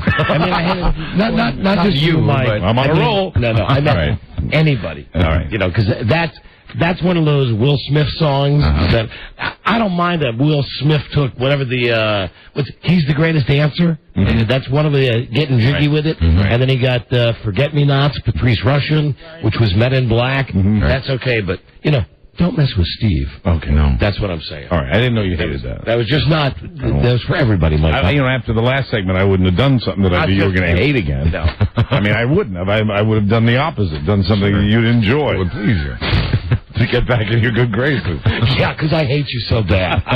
Because you're such a tard. Wiki wow wow. Because there's not another way that we can work another 5 minutes together. I know. Because that's how awful things are. No, but I know that, after something like that, I always want Like this, what? but they want to amuse. I want to amuse. I didn't know that. You said you hated that. I didn't know that. You amused me when you thought that somebody actually would remember a 19-8 game with people in the stands. Okay. Don't look at me like that. No, it's fine. It's fine. It's fine. Your team won. They did. I'm still enjoying it. And tonight on Manity's Infinity Broadcasting Station, pleased to be listening when Ron and Fez have really the dumbest man in the world, J-Dubs. Now, we had this guy on the show when he got the Detroit Lions tattoo. Here he comes. Here he is. My general manager. How's it going? What's happening, dummy? Not bad. Not much. So this idiot... Not bad. Not bad, not much. Beginning of the year, this idiot gets a tattoo, full color, says Detroit Lions 2004 Super Bowl champions. Right. Now, the Lions played the Redskins. That's our home team here in D.C. this past weekend. Makes a bet with somebody on Ron and Fez that involves, of course, another tattoo. Oh, dear. Now, who did you bet against? I bet against the Redskins. Because you're from the Detroit area. No, I mean, I know that Detroit fan. I bet against one of our interns, Ogre. The big guy with the deep voice. The creepy-looking old guy? Yeah. Okay. Right. So you're going to get tattooed tonight on Ron and Fez? Actually, it's going to be Thursday night. I couldn't get the tattoo artist in. And what are you going to have tattooed now? I'm going to get the score tattooed on my arm.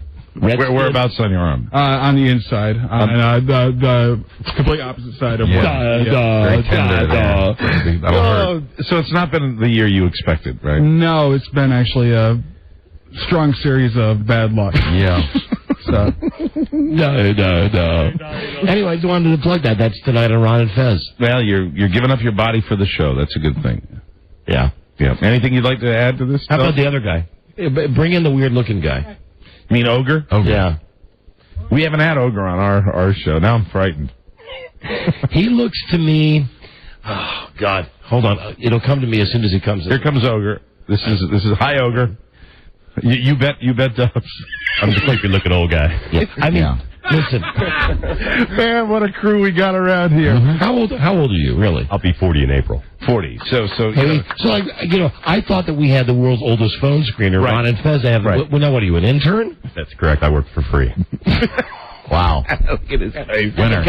Doesn't the guy just look like a psycho killer to you? He does, but it's nice finally having him on the show, but he is frightening. Yes. So anyway, you beat Dum Dum Dubs, and what would have happened to you if you had lost? A full head shave, both eyebrows, double nipple pierce, and also probably a navel as well. Oh, wow. My God. Well, so I mean, I don't know which is worse. I think for Dubs, having the score. The thing with Dubs, it never goes away. A tattoo never goes away. My thing is, I have the worst tattoos in the world anyway. I have a clown shooting heroin on one arm. I have the Detroit Lions tattoo on my other arm. Explain the Detroit Lions tattoo. The Detroit Lions tattoo says Super Bowl. Super Bowl champs 2005. Oh, yeah, I'm sorry, I said 2004. It's 2005, meaning this year. Yeah. Meaning this season. Right. Wait a minute, but it says 2004, doesn't it? No, it says 2005. It does say 2005. Because a 5 could be made into a 6. Or an 8. That's right. Or an 8. All right, well, nice seeing you, dummy. And nice meeting you, Ogre. Ogre, pleasure. pleasure. Thank you very much. You know who Ogre looks like? Who? As if our production director, Chris Owens, finally shaved. Doesn't he? They do look similar. It's a strange place. It's a funny place is what it is. Joe, for just a second. Hey, would you put Joe on? Hello? Hey, Joe. Yeah. Who's older, you or that guy Ogre? I don't know. How old are you, Joe? I'm 40. So they're both 40. We'd have to check birthdays, but I think technically, regardless... Joe's the winner, though, right? Joe has somebody lower on the pecking order than he is. Right. Because Joe is a full-time employee. Joe's one of those Infinity 39-hour-a-week employees. Mm-hmm. Right? So technically, Joe is full-time. Hey, Joe, you got someone lower than you on the food chain. He's actually going to be 40 later this year, so I'm older than him. You're older, but... No one can beat me. But wait a minute, Joe, but it's a non-paid position. He's an intern at his age. Well, that's true. Mm-hmm. So come on, Joe. And you're engaged. Yes, I am. Christ, what a day. And you're going to have kids. You're planning to have kids. Yes. Which is a cool thing. Just think, Joe, if all goes well. What, Robbie? Just think, Joe, if all goes well, when your kids graduate, you'll be 60. I know, I'll be one of those old farts. Nothing wrong with that, Joe. No. Kids. This was a celebratory call, Joe. You have somebody that's lower than you on the food chain. Hooray! A reason to drink tonight. There you go. Bye, Joe. Goodbye. Goodbye. Like that was necessary. It grew up so fast. He's pretty Joey today, isn't he? It's Monday. Yeah. Yeah, it's Monday Joe. You know, I don't know. I keep turning that show on Thursday nights at 8 and keep thinking it's going to be... Joe Orange. But it's a guy from Friends. I keep thinking Joey. Hey, it's going to be my man. Joey. And Joey is now not the most challenged person here. Ogre. Maybe Ogre should have a show. Thanks, Rob. That voice through. Thank you, sir. Arden, you're here. How you doing? I'm doing fine, Joe. Hey, Rachel. Arden, you're here. Hi, Courtney Cox. How you doing? Thank you, guys. Be a better show. Buzz? Yes. Hi. Hi. Americans on the March. And what do you get if you cross Joe and that other guy? You get Joe Gore. I like that. Joger. Oh, that makes sense to me, Don. Joger. Combination of Joe and Ogre. Thanks for having me on the show. Joger. Armed with their rifles, their Bibles, and a 51% mandate, American soldiers have stormed the Iraqi city of Fallujah. 10,000 American soldiers and 2,000 Iraqi soldiers. I want you to know something, mister. I'm on to you. Okay. Okay, I'm listening to what you're saying. I hear that with the 51% thing. I heard that. I'm going to be more wily than ever. Okay. It is the fiercest fighting since before the president announced mission accomplished in Iraq. The escalation of the war was expected after the new Iraqi government declared a state of emergency following more suicide attacks by rebels. This state of emergency was no surprise either, considering the area around Fallujah had come to be known as the Triangle of Death.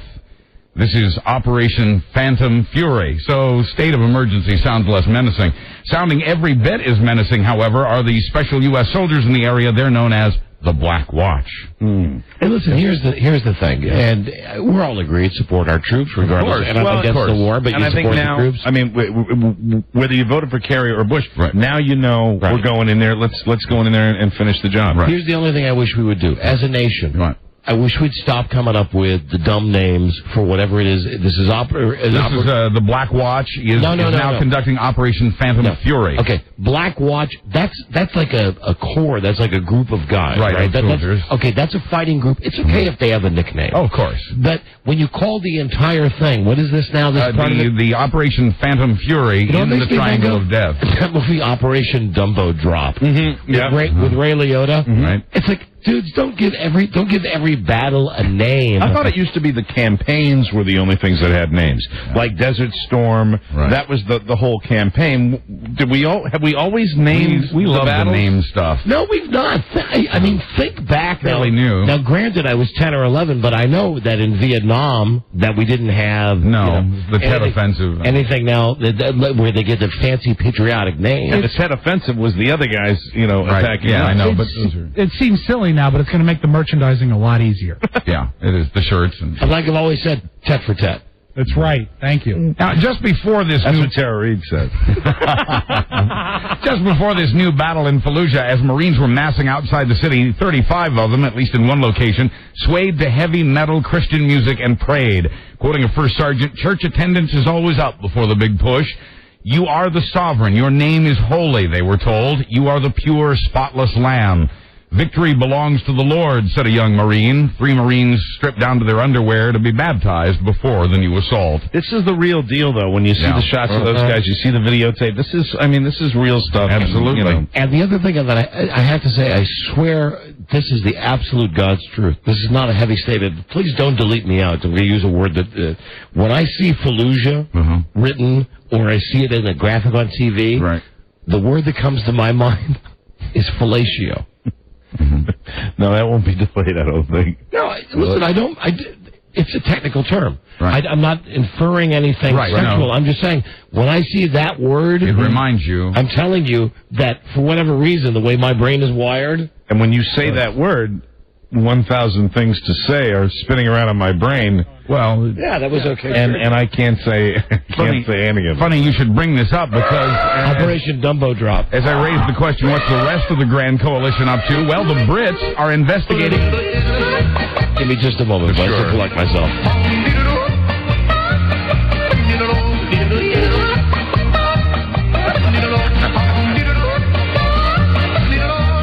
From your mouth to God's ears, Buzz. The Brits are investigating, meanwhile, the home video of some hot girl-on-girl action that was shot inside a British Army tent in the heart of the war zone. England can kiss my ass.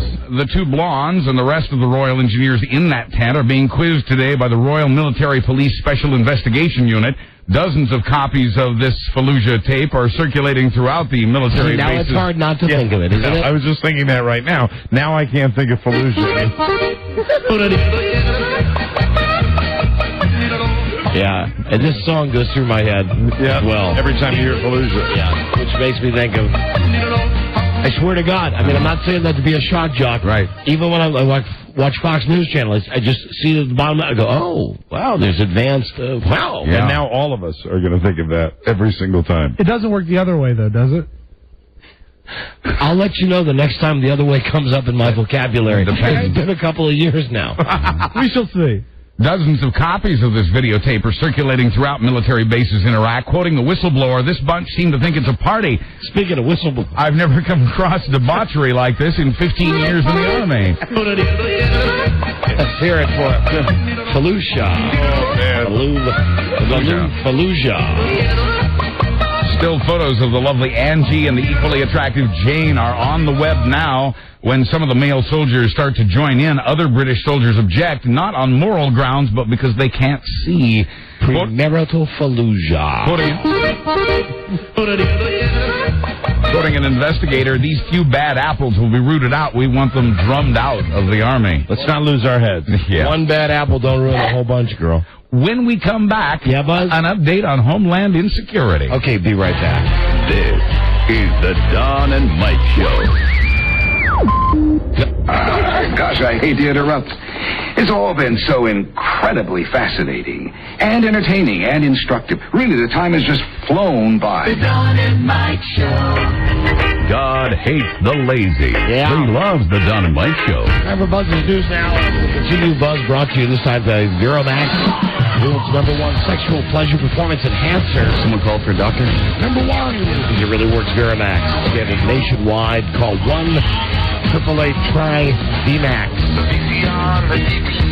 We're talking about the Ron and Fez show a couple of seconds ago. Fez just called me out the hallway and kind of invited himself to our drinking show. Yeah, I heard him on his show talking about the Absinthe show. So I said to Fez, of course, you are welcome to join us for the All Absinthe show on Wednesday. Great. 2 beautiful glowing green bottles arrived today via international mail. Will that be enough, Buzz? I hope so. Absinthium 1870? I don't know. Oh, I hope so. Are you going to be doing your special mixture thing? Sure, I'll be happy to. And that's really the only way that it's palatable. Otherwise, it's not really drinkable. And also on Wednesday, besides guest drinker Fez Watley, we'll also be joined by, who's the guy from Bare Naked Ladies? He is the one that is not lead singer. Why don't you just say I don't know? Because I don't. We really should give the name of the artist. Oh, no, I'm asking the wrong person here. Very good. Is Beth Ann back there? No, she's not. Joe, do you know who the guy from Bare Naked Ladies is? It's coming in Wednesday? No, I can't remember. Yeah, okay. See, I think he's stubby. But maybe once I meet him, he can be my second rock star friend. That'd be great. He's chubby. They're all chubby, Rob. Yes, that was... I guess that would be your joke. They're great. Okay, thank you, Joe. Thank you. Anyway, the guy's coming in. He'll play acoustically. He's and great. It's the Absinthe Show. He's the best one I know. He's the best one in the band. The Does he have important glasses? I don't know. Hi, Buzz. He's the Paul. Hi, Don and Mike. The Paul of BNL. So while Americans are fighting and the Brits are making home movies, in Italy, more than 5 dozen air traffic controllers are in trouble for playing football on the clock as hundreds of flights passed overhead. The 61 controllers had a skeleton crew covering for them. It was there at the Milan airport 3 years ago when an MD-80 passenger jet slammed into another jet, killing a dozen people. The airport's had 45 near misses in the last 6 months. Hey, come on, we take a break, play a little football. Oh, poor you. That was the luckiest lady in the world. My wife? What did she want? She said, I think his name is Stephen Page. The Stephen guy from Page. BNL. Is she at home? I don't know. Again, I don't know. It's become my mantra. I'll only call her back so we can get her voice on the air. Yes. She does not sound well. No, it's too bad. She's caught what I had last week. Hi, this is Freda. No. Okay. Sounds great there. Stephen Page. I don't think that's the guy's name, though. Thank you, Rob. Stephen Page? All right. Where are you at, honey? Oh, never mind. Screw it. Call me up. Call me up. You just called the hotline a second ago. Call back. Buzz, I'm sorry. Go ahead. That's quite all right. Back in England, Manchester Airport is where more than 300 passengers had to be evacuated after 2 packed jetliners collided on the runway. England can kiss my ass. The 767 rear-ended the 737, both of which were trying to taxi into position for takeoff. The bigger plane's wings sliced off the smaller plane's tail. Ow! Passengers say the pilot of the 767 was driving too fast and that the whole plane shook on collision. In the airport's emergency response to the accident, some fire trucks were sent to the wrong gate, and the fire hydrant on the airport building didn't work. Hold on, Buzz. I think my wife's calling back on the hotline. Hello? Hello. Oh, wow. Hello. Wow. What did I oversell this? No, you undersold it. 2 things today that I don't think I oversold. My brother getting in the train wreck, and my wife's voice with a cold. How are you, Freda? I don't feel that bad right now. Oh, Lordy. But this is, I think, thanks to Marcia, and I didn't even get it the way Marcia and I have always dreamt of passing Germany. Yeah, unfortunately, it came through me. Yeah. Honey, why'd you call? Who's the bare naked ladies guy? I think his name is Stephen Page. Stephen Page. You poor thing. Yeah. No, thank you for the sympathy. My husband touched me way too much. I mean, just on the hand, but he kept touching me. Yeah, how dare I? What was I thinking? Touching you. You're touching me and looking at me with those big, sad eyes, the big, I'm sick, mommy eyes, and trying to hold my hand. And meanwhile, all the germs were jumping off you and on me. Even now, she's still giving me the biz. After you're done with this cold and after the operation this weekend, maybe you two can have a second honeymoon in Fallujah. Listen, baby, it's been great talking to you. Would you just do me a favor and say, wow, Ricky? Wow, Ricky. Oh, that's not good. That's painful. All right, bye, baby. All right, goodbye, Stevie. Bye-bye. How great is that? There we go. And, you know, as the Beatles once sang, the love you get is equal to the love you return or whatever. Right, so I will, same thing on taking care of her when she's sick. Yeah, she should probably cut down on talking because her voice is so sore. Yeah. We should maybe go to just like a silent, maybe not even notes, maybe just like hand signals. Yeah, except here's the only thing I know, Mike. The box. Trapped in the box. Thank you for figuring out what I was doing. And, those will be the hand signals you'll be giving her this weekend. Yeah, right. Stay away. Right. The president has told his people to give him the pros and cons of nominating Supreme Court Justice Clarence Thomas to be the court's new Chief Justice. The White House is restarting its push to ban gay marriage through a constitutional amendment, and the government is keeping track of the diarrhea medicines we buy to try to get a handle on what the flu situation is like in this country now that we have a shortage of vaccine. And finally, the first one, okay, the gay marriage thing, that was I don't want to say mandate, but America did vote on that. That was a big issue in the election. And the second thing, but then you get down to they want to know about our diarrhea medicine. You better take a track on that diarrhea medication. And one of the sons of the late Marlon Brando has been implicated in the alleged plot by Michael Jackson to seduce young boys. Look what they did to my boy. What's his name, Buzz? Miko Brando. Miko Brando. This is Miko Brando. Then he did a disco remake of the Star Wars music. MECO. Very good, Miko. Finally, New York City officials were mortified recently when a series of ads showed up on the sides of city buses that seemed to suggest that reading books will lead you to getting that special favor. The ad featured a woman in hot pants kneeling before a pile of books. The caption, read books, get brain. Get brain is apparently now street slang for that special favor. Mike O'Mara, you're grounded. What I do? Nothing. The clothing company that placed the ad says it got no complaints. I'm Buzz Burbank on the Don and Mike Show. Thank you, Buzz. No. That's it. We gotta go. Thank you. The guy from CBS. Well, I don't remember his name. But anyway, he was. Horowitz. That's it. See you tomorrow with a new episode. Right, Mike. Howard Braunstein. We gotta go. Look who made the joke today. Mr. Redface. Now he's ashamed. Ron and Fez are coming up next. Stay tuned for them. We'll see you tomorrow. Good day to you, sir. Good day to you, sir. Good day to you. Good day to you. Good day to you. Yeah. I really thought his name was Horowitz. No. Sure you did. I swear to God. Sure you did, Mike. Right. They all sound the same. I know what you're saying. Oh, my God. Eat a lot. Till we meet again, this is Sammy Davis Jr. saying, be kind, be nice, and I hope the next performer has the pleasure of having as nice an audience as you've been tonight. And let me leave you swinging.